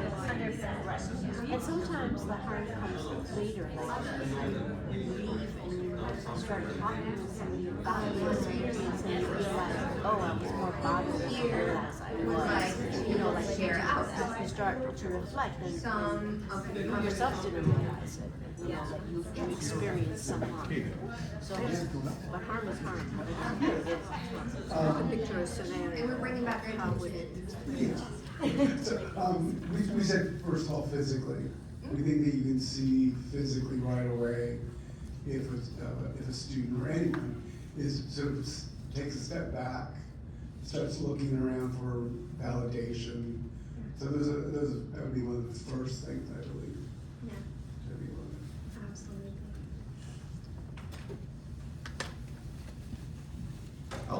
I'll build a, oh, Sarah, it is my pleasure and honor to. Thank you, good sir.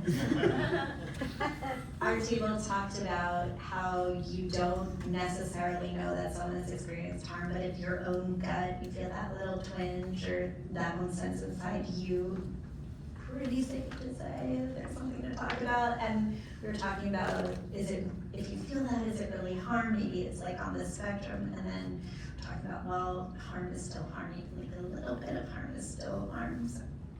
Yeah, so that conversation, like what counts as harm, right? Yeah. What even is it? And it's like, yeah, there's definitely a spectrum, right? Of like blatant racism. Yeah. Yeah. Or like microaggressions. Right. Yeah. Like there's definitely that. Yeah, we came up with a, I would say, rather long list in a short period of time, so I don't know what that tells about our group. But we did talk about body language, you know, the crossing of the arms, we talked about disengaging, we talked about kids will just tell you to your face when they just don't like what they see. We also talked about things they may bring from the bus ride from home, from last week, from whatever's in their minds, and can manifest itself through aggressiveness, passive aggressiveness, things of that nature that are triggered by art, or they could just be triggered by walking through the museum with someone that they have beef with. So there's, and that would technically be part of the tour. It's just not triggered by any art piece, it's triggered by who knows what. So, like I said, an impressive list in a short period of time. All right, anyone else? All right, Sandra. I have a question. What if the person who is harmed is the guide, not the student? It's a Yes. Take it outside. Is there a protocol or something? Just Yes, that's an excellent part. Let me go through this and we can come with that together. So, as students may look like speaking out to you, disengagement, opposition, disruptiveness, emotional reactions, like someone starts like physically having like maybe someone starts crying, you know, there's a whole spectrum apart from all the other things that came up for our group. So a lot of things that we can do is like, to Sandra's point, like slowing down and pause, like recognizing that you guys are also human beings, right? And before we take any action, it is important that we do have that moment of checking with our three minds so that we can respond in the best way possible. And that is okay. To say, oof, you know, I think we need to sit with this for a moment. I'm gonna ask us to take a breath. So that way you can collect your thoughts and you can also for the group signal that there's something here that we need to address, right? So also that's a very good moments to don't feel like if you are like harmed, there's like an opportunity for you to also like protect what's coming up for you, right? And again, thinking about this as a learning opportunity for students, which is kind of the spirit of the steps that we're gonna cover, right? The reason why we take that pause is because when there's a moment of harm, our first instinct is to, you know, let's take it outside, or like, well, why you say that? Ella? Well, I think it was really nice. And it's like, Ella's beautiful and has never said anything mean to anybody. But the first step is to like take that pause to make sure that we don't react and instead are able to respond. Then listen curiously, right? Because sometimes we hear something and there's bias and there's harm in it, but also it's good to understand, okay, what was meant by this comment. That doesn't belittle the impact. That doesn't mean like, oh, well, because you didn't mean it that way, I guess it's fine that you said this. But it does help us sometimes to think, okay, what is actually coming up here? What was meant by this comment? And so sometimes a student might reframe a statement and you would be like, oh, okay. And then you still address it, but at least now you know what's really, really happening. Then always appreciate, for example, this one, we're getting into a generic, because again, the bias may come from a student and impacts another student. The bias may come from a student that impacts the guide, or the bias may come from a guide that impacts a student, right? So an important part is also that, for example, in our case, this one is framed for when we are the ones that say something harmful. If someone gives you that signal, that is a gift, right? Like you guys were saying, like it is a gift that someone is telling you, hey, this upset me. Or like when they're giving you those clues, it is a growing opportunity for everyone involved. So again, apologizing for the impact and then moving towards repair.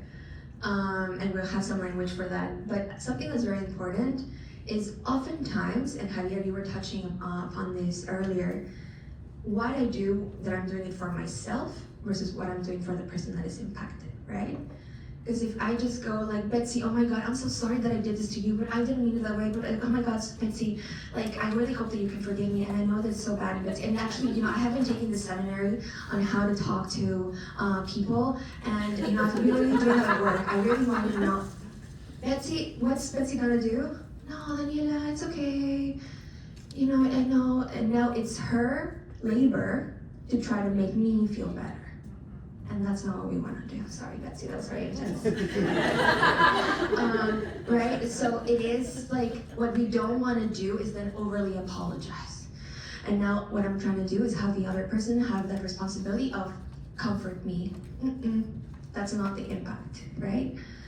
So, apologize, thank you for that. I'll keep it in mind. Thank you so much for bringing that up. And sometimes, depending on the situation, we'll see some scenarios. That's enough, and we move on. And we move along. And now you have that information, and you're more mindful of what you do in your tour, instead of putting now you're making the student person feel awkward because they think that they need to reassure you. Okay. So again, slowing down. We modeled this earlier today. Always pausing with your group, and you can do it for yourself. And you can actually, at any point, this is a really good tool. When you're feeling that, even like Sarah was saying, oof, it's like something happened and I feel it in my gut. You know what, folks? I'm gonna pause this for a moment. We're gonna try this exercise. You can do it with me, and do a breathing exercise, like a good moment to kind of recenter the group and make sure that we are able to move forward into a conversation with more clarity of mind. It's always a good tool, and they're gonna also do that when there's like a behavioral problem. Hey, we're gonna reset. It's like you're hitting the reset button. Like we can say, I feel like something important just happened, so let's slow down for just a moment. So listen curiously to understand. Would you feel comfortable saying more about that? Well, what did that feel like to you? I'm here to listen. Also, like with that idea of consent, right? I don't have to make a whole thing out of it if the person actually is just like, I just need my space. And so maybe in a transition space, you might be like, hey, like, is there anything I can, how are you feeling? And if the student says like, I'm okay, then you give them their space, right? I'm here to listen, like you just saying, I'm here to listen if you want to share, and then moving away, not away, but like just saying, I'm here if you need anything. And then, for example, when you do hear those moments of bias, what we mean by clarifying is like, oh, I heard you say this. Did I get that right? Like paraphrasing to see if that's what they meant, and sometimes that also helps. And waiting for a response. Appreciating the feedback. Feedback is a gift. We want students to feel comfortable enough to bring up parts of their experience, right? So going back a little bit to that trauma-informed practice, creating a safe space. A safe space is when someone can bring their full selves and their reactions, and it is so wonderful. If someone in your tour feels comfortable enough to tell you, oof, that didn't resonate with, that's a good job for you. It means that you have created a space where people feel like, that they're human beings, that they can express themselves. So, we talked a little bit about this with me getting super close to Betsy, but I'm sorry for this, right? I'm sorry that you had to see this image that was triggering for you. I'm sorry that I called you the wrong name. I'm sorry that I used the wrong pronouns. I'm sorry that my words impacted you, right? What we don't want to do is like, well, I'm sorry that you feel that way. I'm sorry that you took it that way.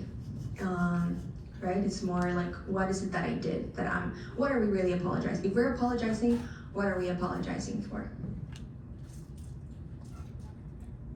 And then moving towards repair. What do you need right now? Do you need anything else? And then moving along. All right. Any questions so far? Sorry, this is a very particular question. You're from Mexico, right? I am from Mexico also. Culturally, we're talking centuries of behavior that, under the current standards, would not pass. People take it with humor, right? I mean, people call each other names, they highlight their physical differences, and people laugh it up, right? And you call me something because of my physical appearance, I call you back something else, and you're still best friends. Or any other characteristic that you may or may not have. I know that it's hopefully unlikely to happen here, but how do you address something like that? Yeah, I mean, that, so it's unlikely to happen, but for example, like let's say that you're with a group of newcomers, like they're from Mexico, and you see that they're calling each other names, right? And like they seem to be okay with it.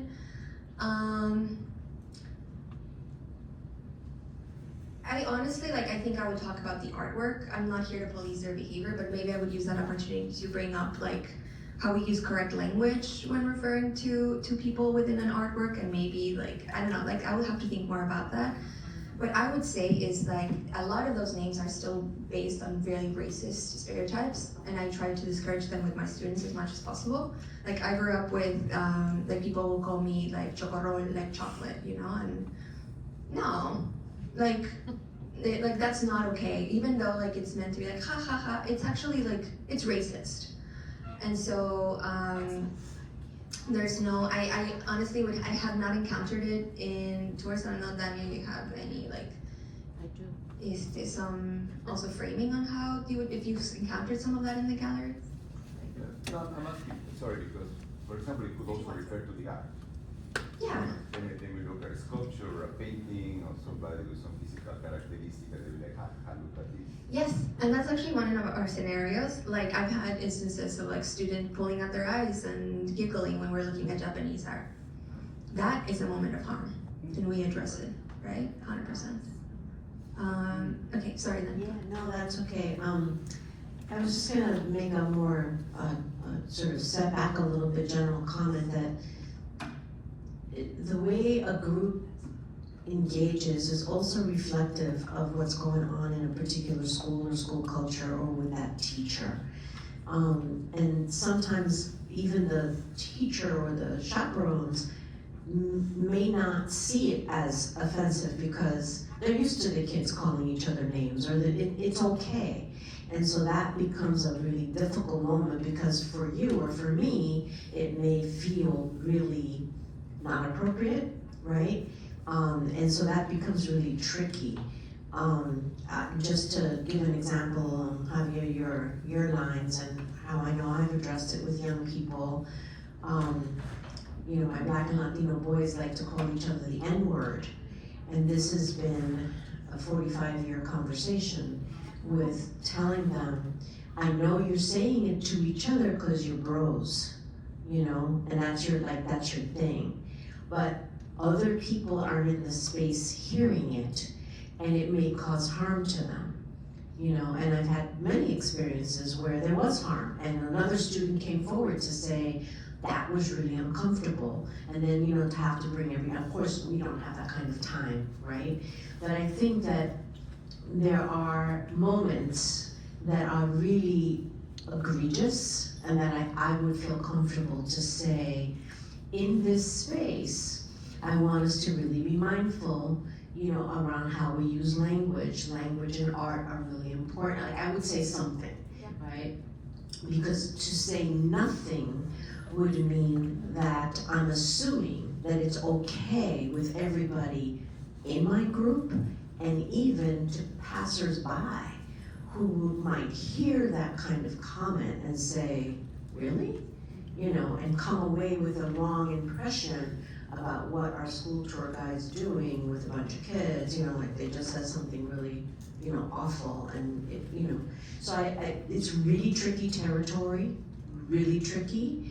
And I feel very strongly that there are moments that should like know there's an expectation, right? And I think I would even say something to the chaperone at the end, right? Just to say, to check in and say, you know, I really needed to say that.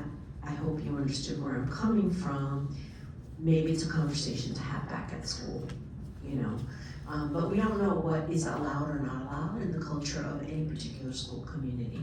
Yeah, and that actually, thank you so much, Tanya. Thank you so much. I refer to Tanya because you know her expertise also with like high school groups and being a principal.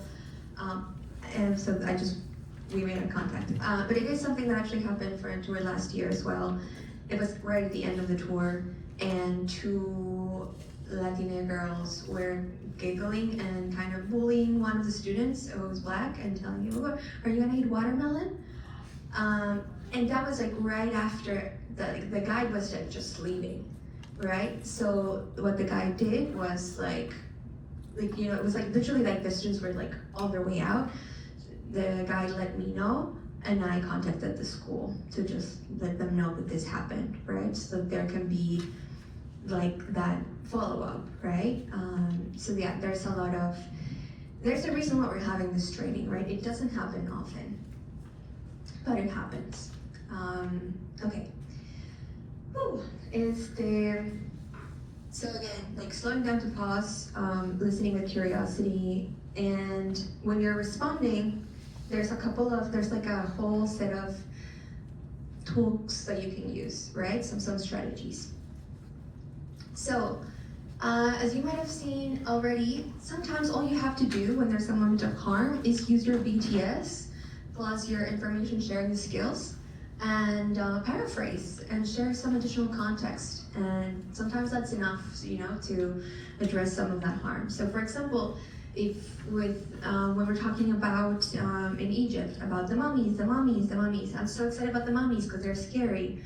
All we have to do is paraphrase with using, okay, so you're thinking about the mummified people that we have here and creating an expectation. Well, the mummies, we often think about them as something scary for Halloween because it's everywhere, but actually these are real practices, right? Weave in that information, right? You don't immediately jump in with like, oh my God, kid, that's so wrong that you're doing that, that's so mean and that's racist. No, you paraphrase and you move on. So another example is like, oh, the slaves, we all prefer to use enslaved people because we give personhood to something that was done unto them instead of just like their full identities and full selves. And we also see it in our own language, right? Like also, like this, I see an Indian man, and we might transition to, so T.C. Cannon is actually a member of the Kiowa Indian tribe, right? And you can even weave in more information. I have another example, I think, down here, or maybe not. What did I do? Okay. So sometimes you just paraphrase and give more additional information. Sometimes we also have this framework that we provided for you as well, affirm, counter, transform. And the purpose of this is also to just give us kind of like that pause and that the same steps that we have been covering about like listening with curiosity and making sure that we're making this a space for dialogue. Where everyone can learn from something, right? So what is something that you can affirm from what was said? What values, then you counter it, right? So now I'll run through an example. Then you counter that perspective. So what values or information does the group need to remember or learn, right? So there's something that was said, you are affirming what the person is, not the bias. We're not affirming the bias. We are affirming something of what's being brought up to a conversation. To then counter it. So for example, sticking with T.C. Cannon. I'm sure I wanted to preface this at the beginning of the session, but you will hear me use scenarios of stuff that has come up in this group. And I really like, it's going through our norms, really like bringing up that we're here community of learners. We're here not judging anybody, but you know, we want to make sure that we address things as they come up. So in one of our facilitations, there was, with TC Cannon actually, there was a comment that was, oh, I was surprised to see the Indian men inside, right? And so that was a comment that came up. And so something that you can do is like, oh, so I'm hearing that you're noticing the setting of this, in this space, right? And you're seeing this indigenous person, correction of language, in a setting which to you might seem a little unfamiliar, or it seems a little different from what you have been seeing conventionally, right? That's what we're affirming, like what is being observed. Then you counter it. So it's because of how indigenous people have been portrayed historically, we might get this idea of them as people that are outside and do not have like homes like we do. There is some truth to that because in some indigenous communities, we do see, you know, that they have been disenfranchised and their original practices have been taken from them. But you know, there's indigenous people that look like you and me, and they live in homes just like you and me. And so, you know, this honestly might look a little bit like how it would look for you, because you're coming up with this as they go along, right? As you go along. But absolutely, you might also be familiar. There's another types of indigenous homes is like yurts and you can have images. Where it is like Western, what we're noticing here with TC Cannon is more of what we associate with a Western house. And then you within, like Javier, you were bringing up for us later, is like, why is the artist doing that in the sense of a collector, right? But like naming what is countering that association of like, oh yeah, indigenous people are meant to be outside, right? And then transform it, right? So, like, how do you take this and then like taking as a gift to move on with the conversation, right? Why might the artist be wanting to represent this indigenous person in this setting, right? Why is it important for us to really see a variety of perspectives when we think about indigenous people? You know, so bringing up some of that up. That's me. I'm often in a place where I know something isn't right or correct and potentially harmful, but I don't know the fact for sure of how to counter it. Can you talk about what to do in that scenario? And I can even have an example if it would be helpful. I think it was when you were facilitating one of the East Asian calligraphic thing. And then someone had said something along the lines of, you know, oh, in Muslim art, they don't paint figures or something like that. Now in that moment, let's say that you knew that most likely is not true, but what if you didn't know, like, oh, it's this grand, you know, this thing. Yeah. Like, what do you do then? A very simple thing that we can continue to do is rely on a good old BTS, is the conditional language, right? So to you, what is familiar to you from what you have experienced, like it seems that most of this art that you've seen is the non-figurative, which I think was the comment that was made, right? And so, yeah, like because that's an important part of being culturally responsible, is don't speak about what you don't know, right? Like we don't want to start making stuff up. You can be like, oh, it's even, and that's the first part of addressing bias. In order to address it, you need to be able to identify it, right? And so, and that will, in the last 15 minutes of our exercise, it's gonna be that. But relying on that conditional language is very important, and as much as possible, we are in this collective spaces, like have caught a lot of those misconceptions. So for example, we do have a training for Islamic art, which we will make, I'll go over all those details at the end of today. where we have caught, whatever we have collectively caught that happens, we share it, we share the wealth so that we all can have as much information as we can. When we don't have it, we don't have it, and we just say, okay, so to you, this is coming up. Or if you still don't know exactly how to refute it with information using the ACT framework, sometimes it's worth just calling someone in or calling something out, right? Even if we don't know like how to, if there's not a way to really do it with information, sometimes it's just important to call out when someone that was said was harmful, right? So calling someone, the difference between calling someone in is like that, it's the ACT is calling someone in, the paraphrasing is calling someone in. Like there's an opportunity to explore deeper, like let's have a conversation about this, right?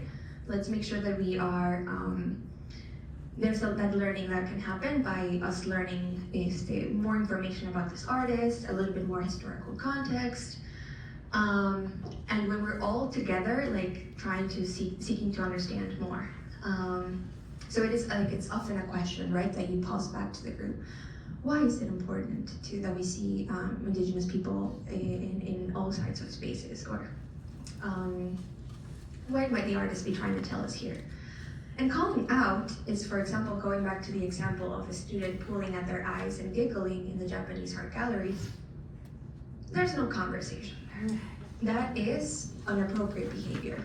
And the calling out is saying, is calling out, hey, I see that we're doing this right now. That's not appropriate behavior, so I'm gonna ask you to stop. That's it. We no need, and there's no need to like be like, that is so disrespectful that you're doing that. Like, just like establishing our guidelines. This is inappropriate behavior. I'm gonna ask you to stop. Right? Carrie.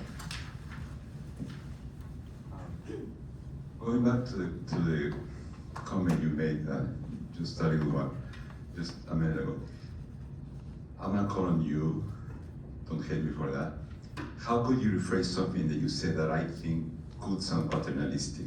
You said there are indigenous people that live in houses like ours, or something like that. Yes, you caught me. That can be paternalistic and condescending in many ways. You know, they can also live like us. Yeah. How would you rephrase that?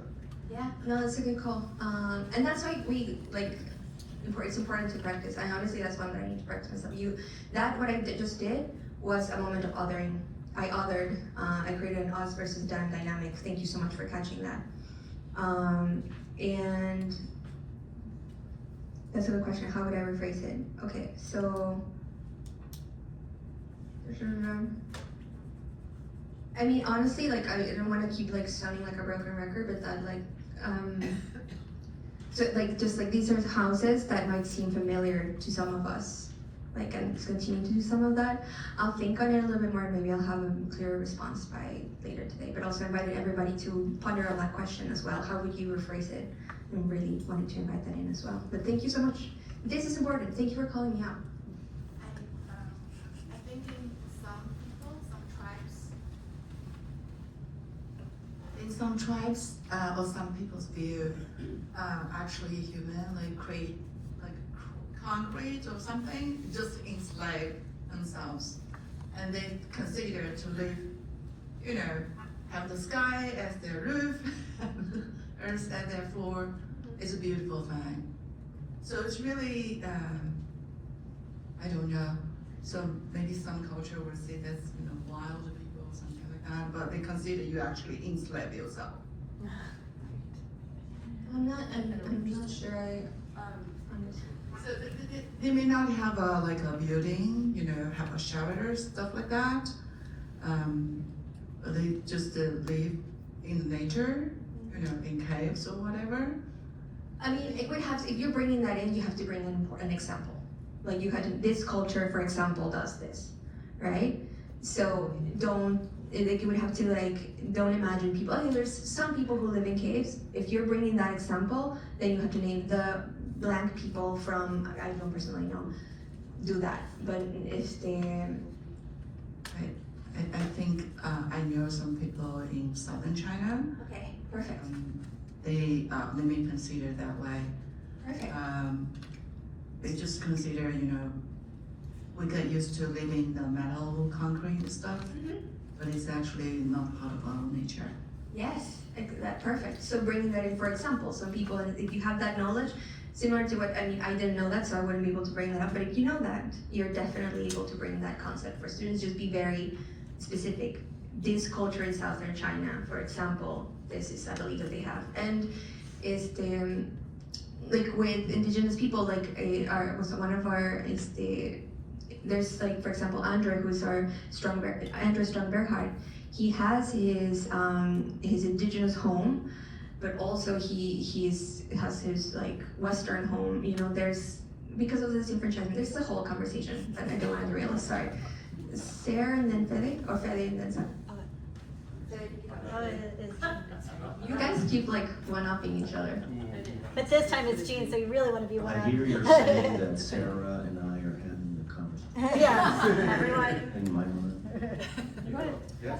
I have a question about escalation. And so in a lot of our roles here, I find it very comforting to know these are tools I can use, and then if that escalates, then I can do this, and then so I'm sure some of us can share from our experiences, oh, if this happens, then I can take this person out, or I'll take the person to the principal's office, right?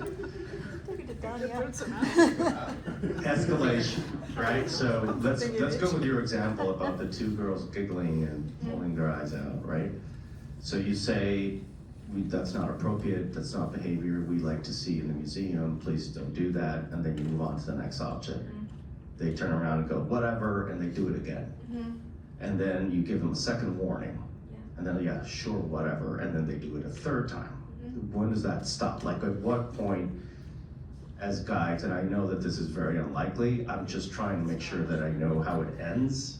If, for example, I'll say, okay, that's the tour, thanks for coming, or yeah, what's the ultimate final decision? The ultimate, and that gets again super tricky when it's like, it's two girls versus the whole group, right? So am I going to stop the whole tour because of two girls, right? I think that also there your first tool is letting the chaperone know, and it's like, okay, you've seen, I've tried. And it's not, now you're addressing the chaperone directly of like, if this does not stop, I'm gonna have to take the group back, right? And so it also just like creates an awareness for the chaperone. Sorry, it gets really echoey there.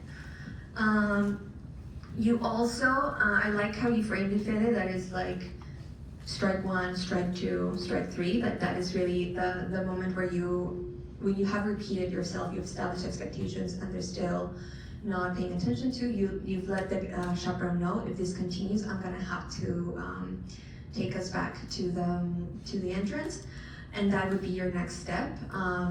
Either have the group return to the group experience, the Lindy entrance, and inform the group experience team, whoever is there, they'll notify Kirsten, the manager, of the situation, and they'll take it from there. Because you are not responsible for policing their behavior, right? You're responsible for them in your group, but after you establish expectations, if those keep being violated, and when it becomes a situation where the safety of the students or the safety of the artists at play, you are definitely also, like, that's like let's like break it down. Like, this is like when in that situation, bringing them back to the Lindy entrance, right? If there's a situation where the group is unruly and you're not able to physically bring them back to the Lindy entrance, but it doesn't seem like anyone is in harm's way, you can call the group experience team, and I'm gonna talk with Natalie about giving you all stickers of that as well, because those are not on our stickers. But the group experience team wants y'all to call them if it gets to a point where you can't physically bring the group back. And then if it's a situation where, again, like someone can get hurt, you call the emergency number on the back. And once they're there, like, it's their responsibility. Don't try to break a fight, don't try to, that's what this is for. And those are our instructions as well for staff members. So that's like mega escalation situation. It's never happened, but it's there, yeah. It occurs to me that possibly, and I've watched different guides do different things when they introduce the tour, but could we gently weave this in as part of our introduction as to the different things that you have as expectations for our behavior could also be expectations for their behavior, respecting others, listening. Could you briefly include that when you introduce the group, and maybe that might obviate some of the situations? I mean, that's really part of kind of positive parenting in a way. Yeah, and a lot of times, I don't know if you all will agree with this, but you'll sense it. Like right when the group comes in, if there's already like that, you're like, okay, so folks, welcome to the MFA. And just like, okay, just a reminder, you know, for your safety and the safety of the artwork, you're gonna hear me remind us all to really like, just keeping our arms to ourselves, and you know, and also I want to make sure that we have a conversation. So if there's a lot of people talking, then we can't hear each other, and it's just not going to be fun for you, and not going to be fun for me. I would keep it very upbeat, but like still very clear with the expectations, and then you have something to refer back to. If the group, remember how I told you at the beginning that that's what the expectation, that we're going to be respectful. It can be also that way, like. You don't have to say, and there'll be no tolerance for any racism, and there will not, you can just say, we're gonna be learning about many different cultures, right? So I really want us to make sure that we're gonna be learning about things that might be familiar or unfamiliar. And just, you know, I just want us all to, if you have any questions, to bring them up, but also like, we're gonna be very respectful, right? That's like keeping it upbeat, so they also are not just like, wait, what can I say? And then no one speaks for the remaining of your tour, right? All right. Curtis? Okay. Oops. All right. So, remainder of us. Yes. All the slides will be there. There's so much, y'all, so much, and believe me, I tried to distill it. Okay, so we practiced scenario number 1 already. This is scenario 2, but let's do as a wrap up. Let's do this scenario. Discuss with your group. So you have a group of 10th graders. They're looking at this artwork by Doran Lamberg. And you're like BTSing it, and someone is just like, that pose looks so gay. And then students like, because they want to be cool, start snickering. So you don't know, don't stay. You can either just like stay like that, but you don't necessarily need to. This is actually, you don't know if the student is queer, but a student immediately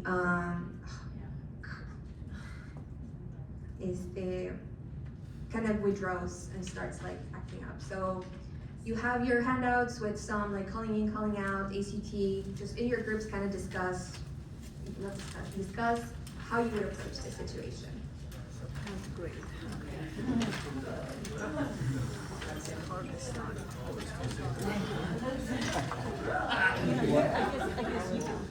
That is the final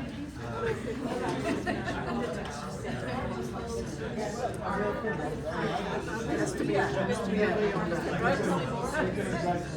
And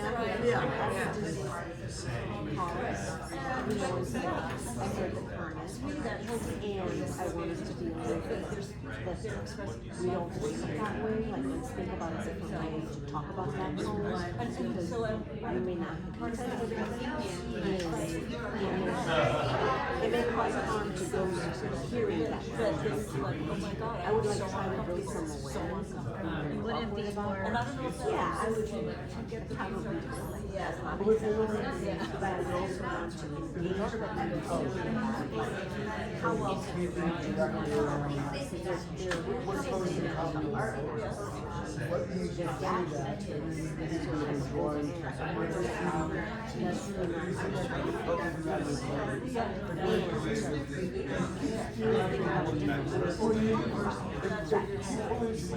the artist is trying to something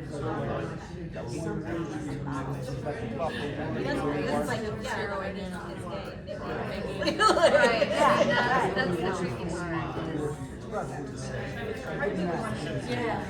If there was no upset, like it's not that, stretch it out almost, like it. Just because I would want to know. But if someone's upset, like I wouldn't, I don't want to give that kid a space. Yeah, go right away, like, I hear you pulling touches despite we don't use gay as a derogatory. I would use a paraphrases. Because that's what we did. It could be just common and very language. But you can probably fix their language by kind of see what the particular is. And just try to take them to the conversation point where it is actually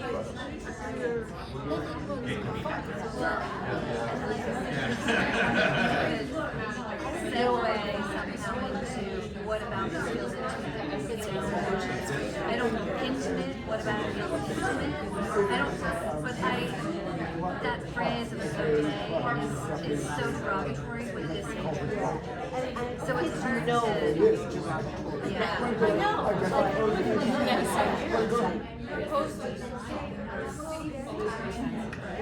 That language, like that language is really matter.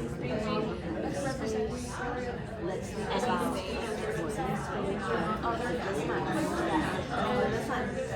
we're not gonna talk about that way because that's so big.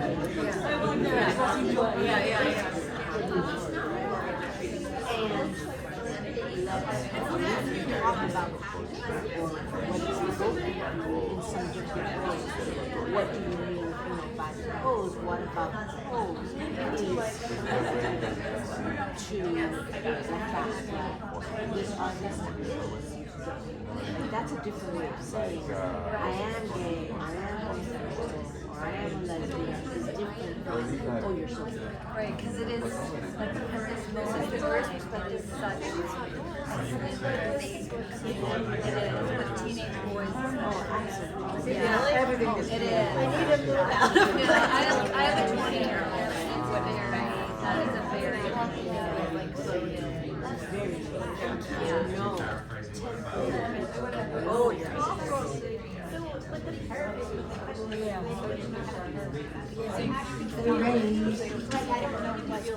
So it's dismissive, right? It's dismissive. So It's another way, but you're gonna feel it's another way of saying. Okay, so That's all the scenarios that we're seeing, we're gonna No, for the next session. to me, it's like that Fun. you're like, oh, you're so gay. And maybe we'll bring a snack for whoever comes for the optional training. You might want to do that. I don't know. in your face. I remember walking in first and I'm like, whoa. We're gonna get all of these slides today, so if you wanna spend some time with the other scenarios, like do that. Again, like, I'm talking to you from my experience and, my own research and stuff, but this is all very new and living and breathing, and we're all growing together on how to do this right and how to do it better. I just got some feedback, right, and like, also how do we make sure that we're not using just like this general, use this word versus this word, and how do we actually create more intentionality on how does this artist want to be called, right, when we talk about Indigenous artists. So keep bringing that up, keep bringing that in, because that is only makes us better. No one wins if we just get defensive. All right, so again, if anyone needs to leave, feel free to leave for the next 5 minutes. We're just going to share out a little bit, whoever wants to share what you guys would do. And then for the recording, I'm going to cover a little bit of all the resources that are going to be shared with you in tomorrow's newsletter, so that you can prepare for your tour stops, all the information that you're going to be given. But again, if anybody needs to leave, please, no worries. All right, who wants to share? I'll just start off by saying 10th grade kids know what so gay means and that it is derogatory. So if anybody thinks that they're not sure what they're saying, let me disabuse you of that. They know exactly what that means and that it is harmful.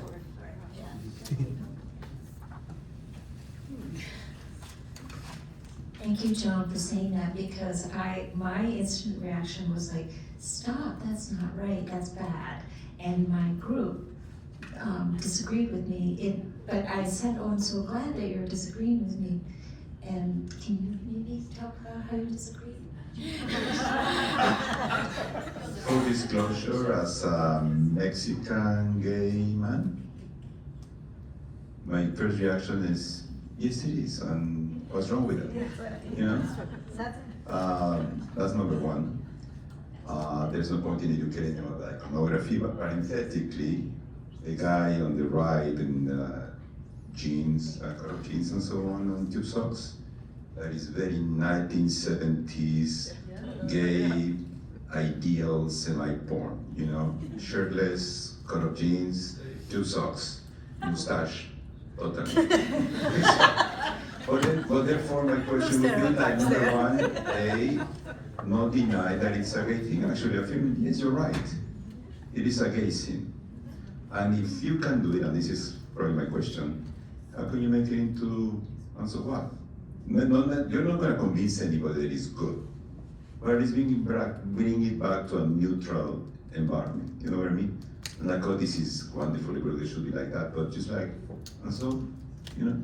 I like that you're doing something very powerful of like, when there's that harm being done, that you're like not giving them the power of like, oh, you're hurting someone, and just being like, oh, so you're like, and just like being very nonchalant about it, and like that helps. That seems like nonchalant, but it's very powerful. We're normalizing this, like, absolutely. Oh, so you're noticing that this is a gay couple? Absolutely.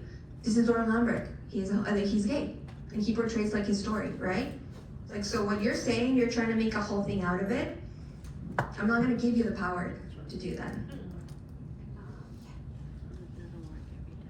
Yeah, I just wanted to emphasize that our group had the same idea, especially this gentleman from Dimitri, and I said, what's wrong with it? That's to normalize it. On top of that, I would try to use another language, more neutral language, like, so, okay, yeah, so you mean the pose looks like two same-sex people that having good time? I would try to use more neutral language and rephrase it. Is that a good approach? Yeah, I think, it's like that nuance, because with the word gay, it is historically been used as an insult, but you also don't want to make it taboo, right? And now we can't say gay, right?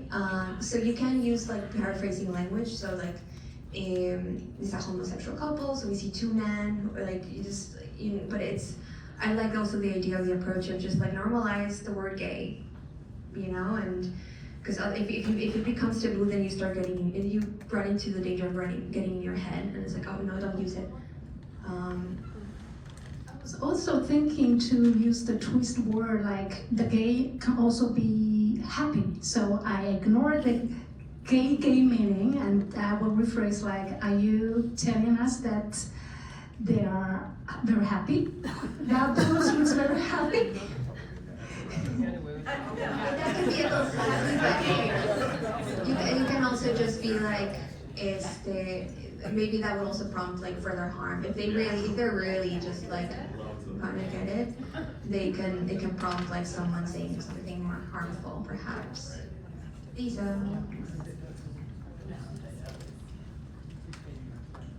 So we've been hearing some really good examples of calling in, but I'm struggling to think of a way to how you might call out if it's a clearly call out situation. If the other students, if a lot of students are laughing, it's really, and then you notice that there's harm being done to that one student that's removing themselves. So I can't, I think calling in, we were talking about, is probably your preference, always, if you can. But if it's a call out, how would you do it in this scenario? So I had this scenario 2 weeks ago, and I opted for like they didn't say the post looks so gay, the students were just like hee hee hee hee, like doing that, and I was like, oh, it's funny,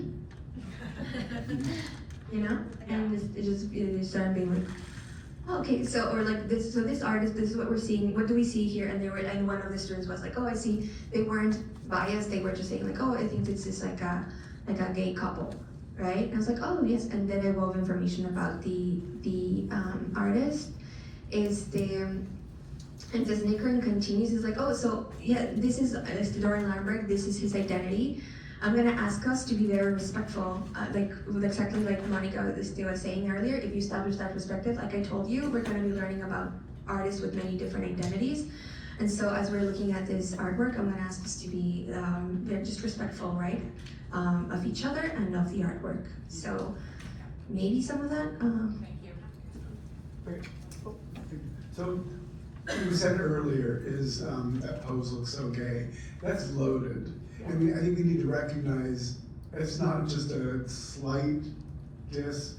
That's a go for the jugular. And when you recognize that, I think that it needs to be neutralized. Yeah. I think the most important thing is to neutralize because I think that's where the snickering comes from the other students. This person just threw out a bomb, and I think as a guide, you need to neutralize that by saying, well, guess what? You're right.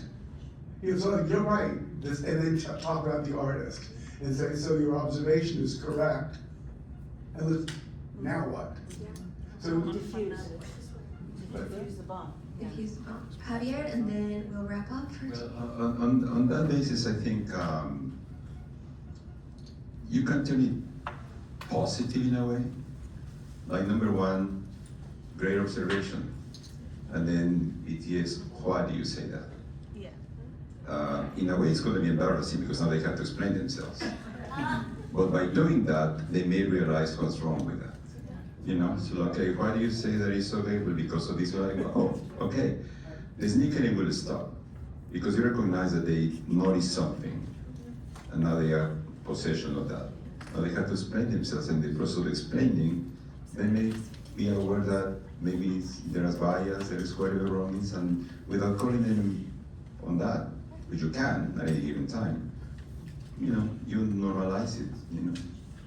Thank you, folks. The last thing I'll leave you with is that then it's also a good opportunity, like as you're wrapping up, what do you say that BTS, that comment, and be like, yeah, where do they seem to be? Describe the atmosphere.